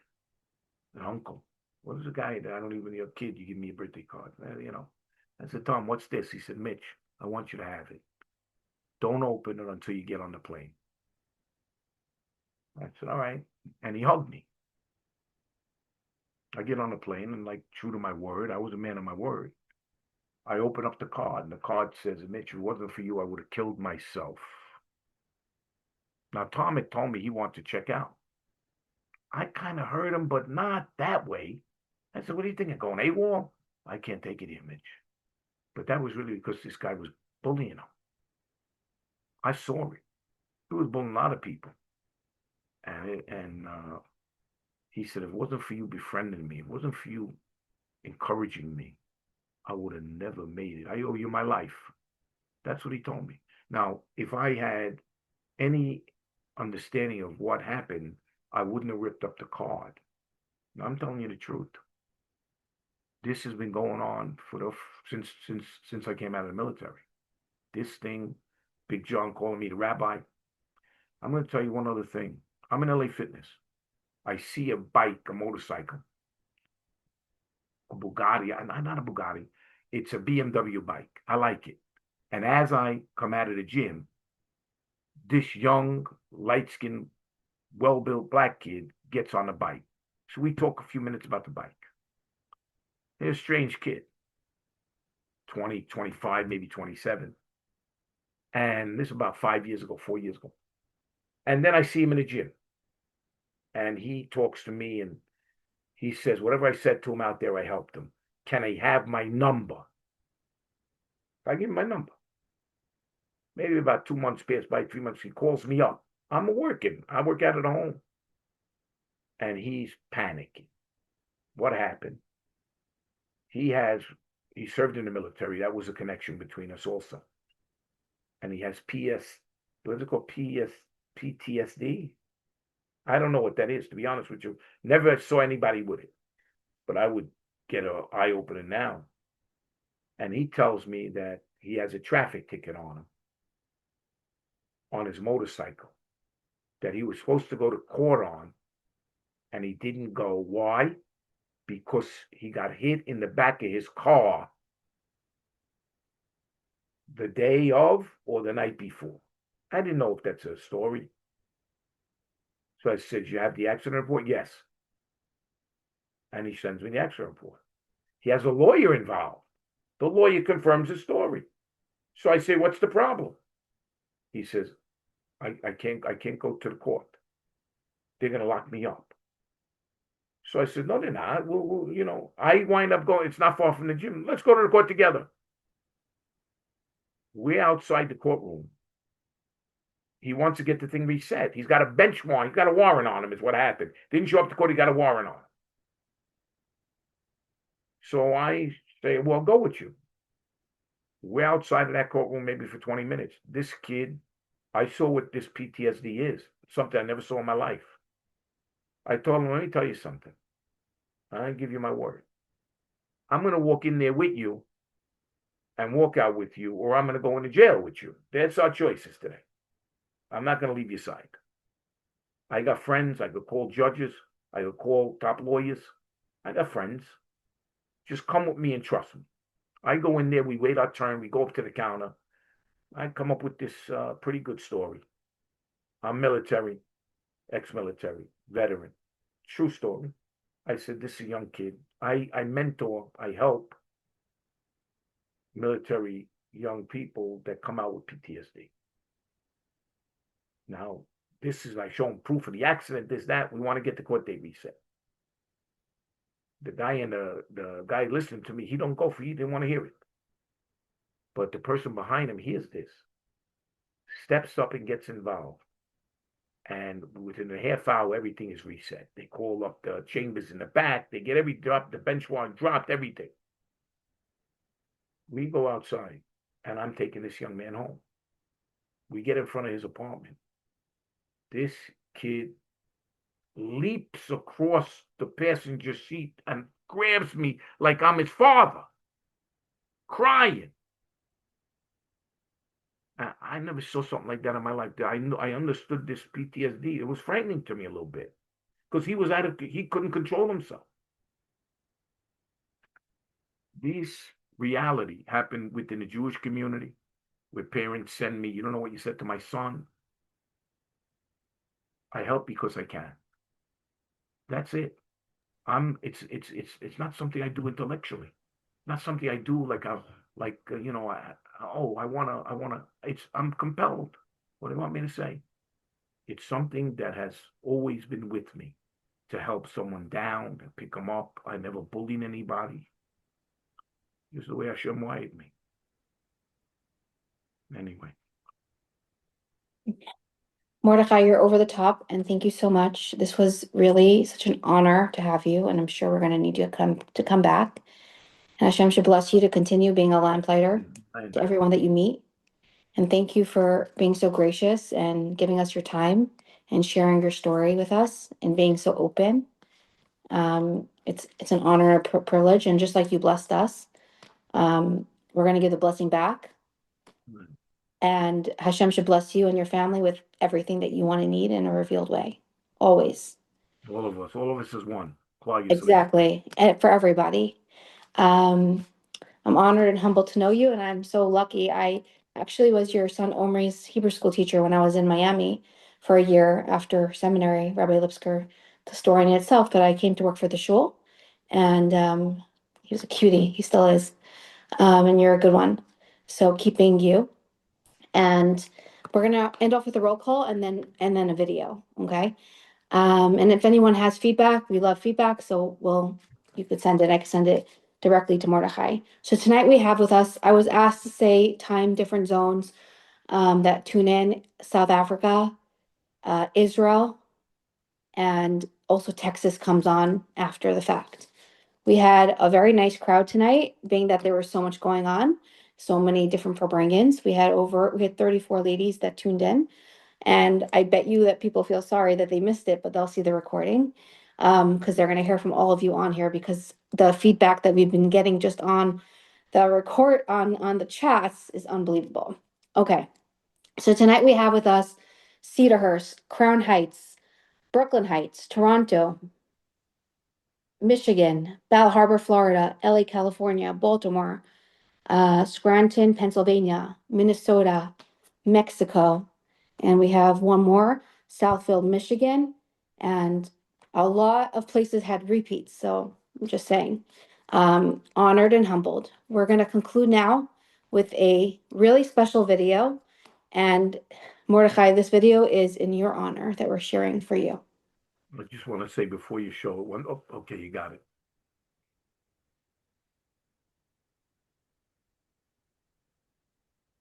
Here we go. We're going to start it. Dem Sipor hat erzählt, der Baal HaGiule war Simcho, schon da in Amerika, in a Verbringen, was sie gewähnt verbunden mit a Verbringen von Tammuz. und hat Tiber erzählt, als sie gewähnt beim Messibe, bei seinem Vater, beim Rebbe nicht mehr sehen. Hat einer von der Chassidim gefragt, was ist ein Chassid? Hat ihm der Rebbe nicht mehr sehen geantwortet, als ein Chassid, die das an Lamtern stieg. An Lamterne heißt das ein Panos, ein Fanar, was mit 10 Tonnen Gas gedreht zu machen, lichte Kehr bei Nacht. Amole gewinnt der Seder, als pflegt sein ungegräht, Lumpen oder Licht in verschiedene Orte in Stadt und zu Vernacht zu gewinnt ein Ish Hamemuna aus er. Gewinnt ein Mensch, was sie gewinnt auf Druf, dass sie gewinnt sein Linien, als pflegt herumgehen mit alleinigen Stecken, warum die Fanaren, die Lanterne seien gestanden in der Heich, pflegt herumgehen mit alleinigen Stecken, was auf Leben ist gewähnt ungezündet nach Feier und pflegt der Mietzugehen zu den allen Lanternen und pflegt sie anzünden. Und der Menschen hat ihn gerufen Lanternenstück.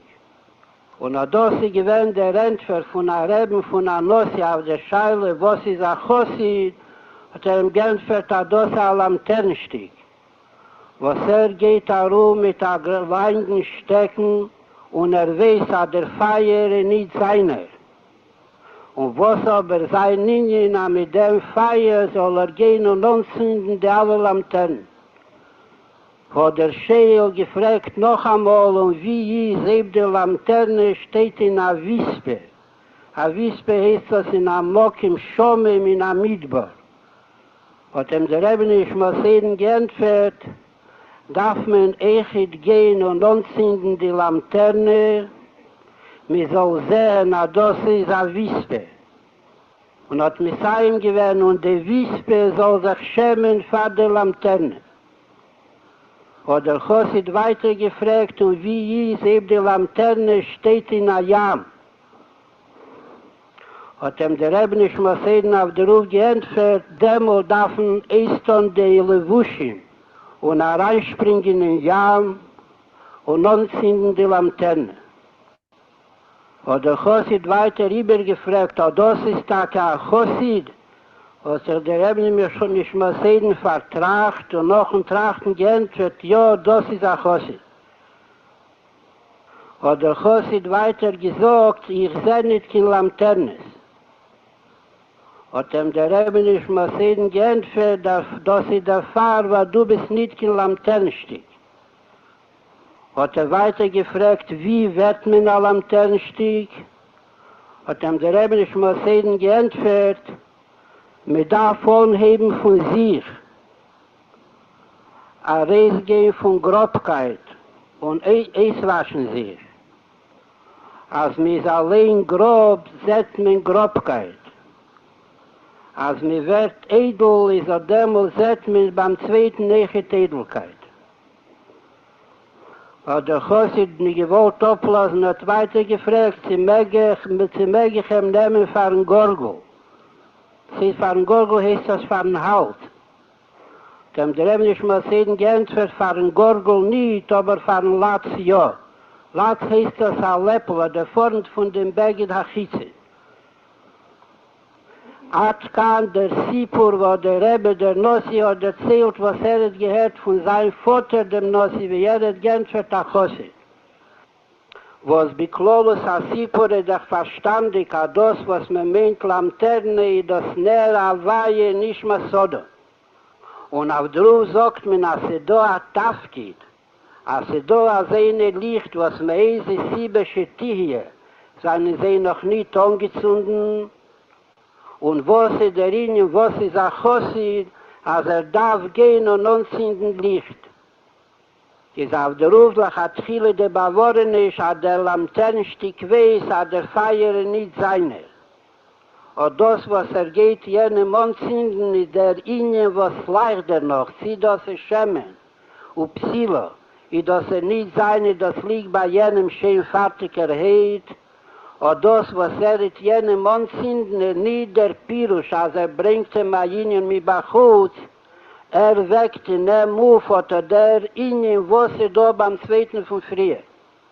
davon sind, na zweitens nicht Schome, ist mehr nicht, was mir darf jene Meere sein, Megale sein, die Nekuda Sayades, was hat bei sich behalten, auf Aris nehmen, ihr Mina Keechel Appel, danach wird es bei jenem Jatz mit Dichte. Chafila das Asami, was gefindt sich in der Wispe, wo das Amidbar Schome im Eres Asher Lejoshe Wodem schon. Kein Mitzis, was soll seine Mina Nusha viele der Poches bejeser, kann nicht es kommen und bleiben leben in Amidbar Schome. Und auch das bei ihm sei mal mit dem Matze, was sehr viel Reik mit Kol Meile, als wir können ihm nicht gefunden, kein Linie von der Nusche ist nicht. Das hat aber der Sehne, am Ton geheben, Monzin in sein nefischer Kies, wird sich anheben, Mistakel sein und Misbene sein, sagt, das ist ein Wispe, sein Anhog ist ein Linie von der Midbar. Und unter Dämmelt wird Sof kommen, wie Messiah, wie der Rebbe der Nossi hat Messiah gewähnt, an der Wispe wird sich im Schämen von der Lamtenne. Ist da hebt der Scholes Aveda von der Jire Ktano, wird im Steigen, bis wann es auf Kosovo wird die Wispe, weil Jose mit Bore keiden, die gar nicht. Und danach fragt man die zweite Scheile, was sie da in dem zweiten gesehen.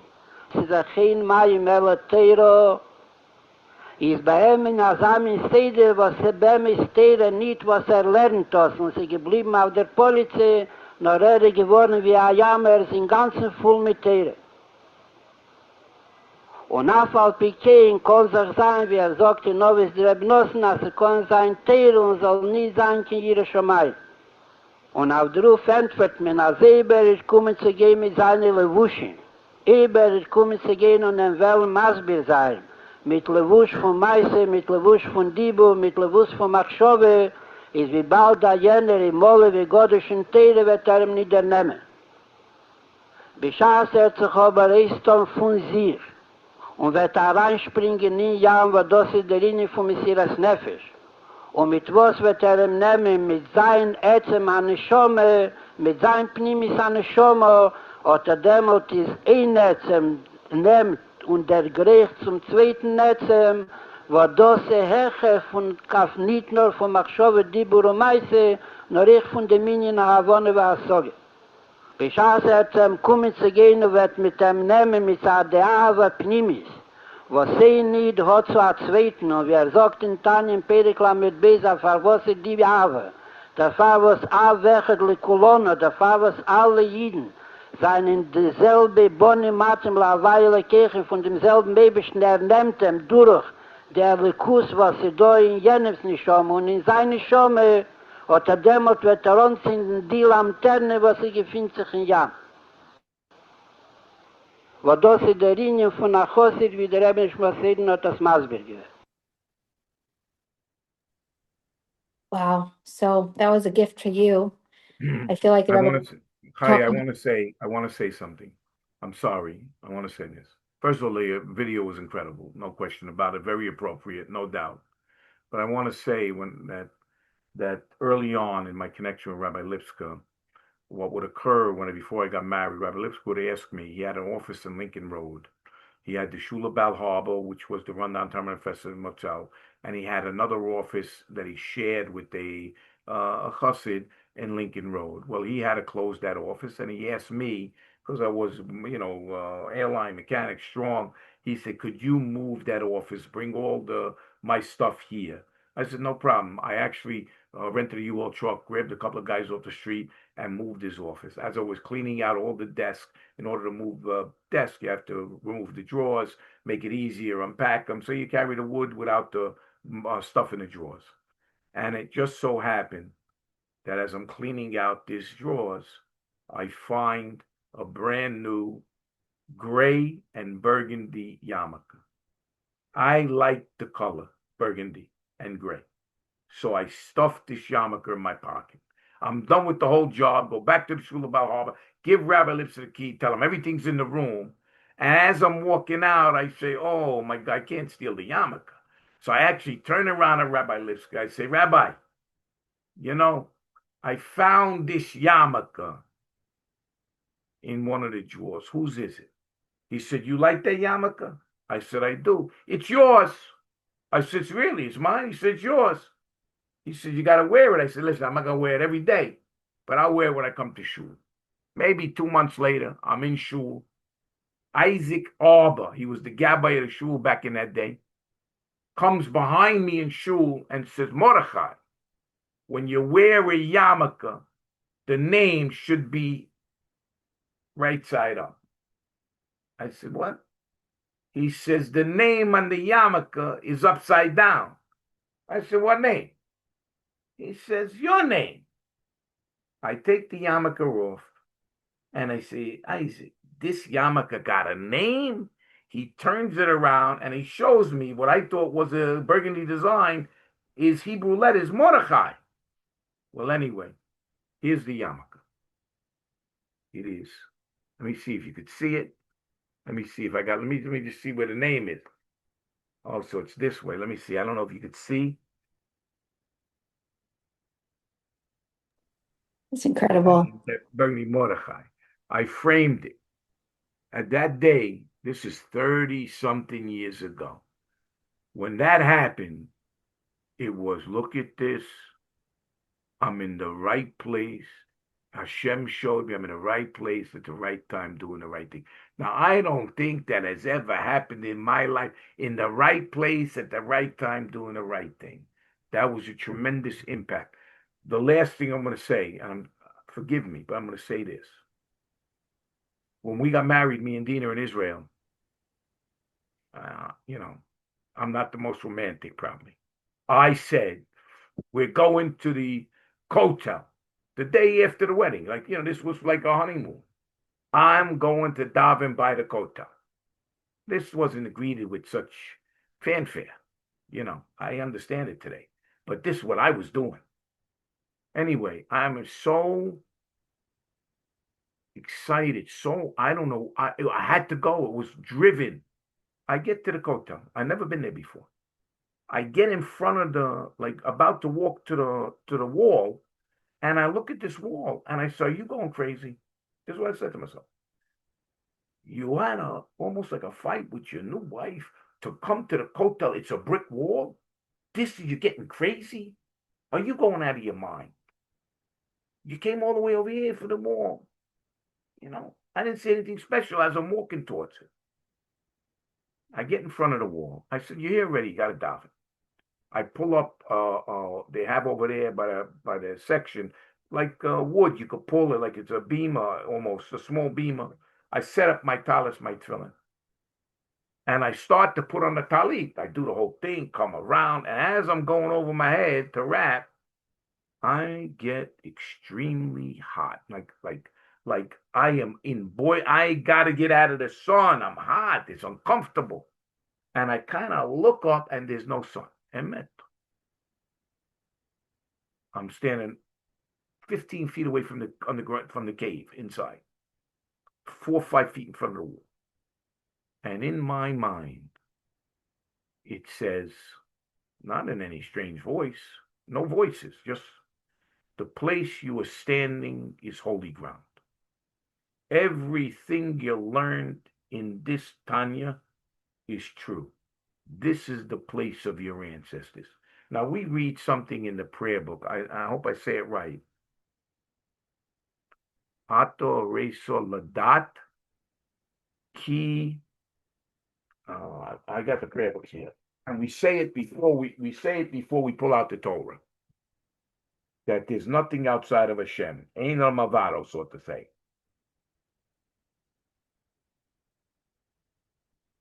That was the exact language that came to my mind.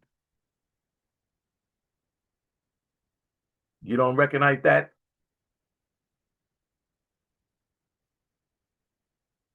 That notice day and take it unto your heart. I might not find it, so I'm not going to stay long.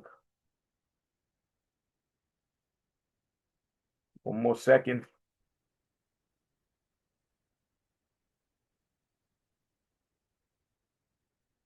Ato reita ladat ki adinohu ho Elohim ein oid malvado. Do you understand what I said? I'll read it in English. You have been shown to know that the Lord is God. There is none else aside from him. Emet, that day, Mordechai Yosef ben Menachem Mendel HaKohen was shown to know that the Lord is God, nothing outside of Hashem. I never, from that moment on, that was like, I never experienced that moment ever again. That wherever I was at that time, something occurred. It could last a few seconds. Never was able to get there again. I went there the next day with much more enthusiasm, much more excitement. I couldn't touch that moment. But that was the moment, the moment that I knew that nothing outside of Hashem. Again, good night. Hashem should bless. It's more my honor, the fact that you called me. It is a big bracha. Hashem should continue to bless all of us as one. Forgive us for our weaknesses, strengthen us in all ways, by always, with all ways. We should know what to do, how to do it, when to do it, have the koyach to do it, and have the mazel that comes from doing what we're supposed to do. Hashem should bless. Thank you. Right Bless back at you from your mouth to God ears. We're going to conclude with saying thank yous. I want to say thank you to Hashem and the Rebbe for giving me this opportunity to bring light into the world. I feel very humbled and honored. And also connecting me to the most amazing people, and you're one of them. I want to say thank you. Well, I want to say thank you to all the ambassadors of the class. What is an ambassador? An ambassador is someone that spreads this class to spread light. And I share my merits with you, and I really believe I have merits for doing this class. And in 1 minute, poof, light can go out into the world, and you're part of that. So if you'd like to become an ambassador today, reach out. We got picked up in a lot of states and countries and all different places of all different walks of life. I want to say thank you for everyone that tunes into this class weekly. I want to say thank you to my mashpia of this class, Shandy Jacobson. You're wonderful. Honored and humbled that she's part of our team, and she's such a guide from behind the scenes. I want to say thank you to my nephew Donnie for putting this on our podcast, The Soulful Spot. Where you guys asked and we listened and we made a podcast. So it's exciting and people are really enjoying it. So thank you, Donnie. And lastly, I want to say thank you to my dear husband, Izzy, for being incredible and standing by me because this takes up a lot of time from doing the classes. We speak behind the scenes, like we were on the phone for over an hour a few times. And for each class, there's a lot that goes into it. Like this flyer that we did, it has the windows of 770 where the Bachram learn, like everything has meaning behind it. So very grateful and thankful to my dear husband. Hashem should bless him and us with everything that we need and want, especially him because he's just so wonderful. And he puts it on our YouTube channel, which is Chaya Mink, ChayaMink. So you could check out the recording after. Thank you so much, Mordechai. Good You night. are so wonderful, and this was such a treat, and it's going to be such a treat for the world. I don't know if I see my friend David Jacobs from Puerto Rico. I don't know. I think it's David Jacobs I know. That's He's so cool. Jacob's son, so I just saw his name pop up. It spreads. Hashem should bless over the top, everyone. Good night. I'm cutting Good out night. with only Good night. blessing. Shabbat shalom. Shabbat shalom. Blessing.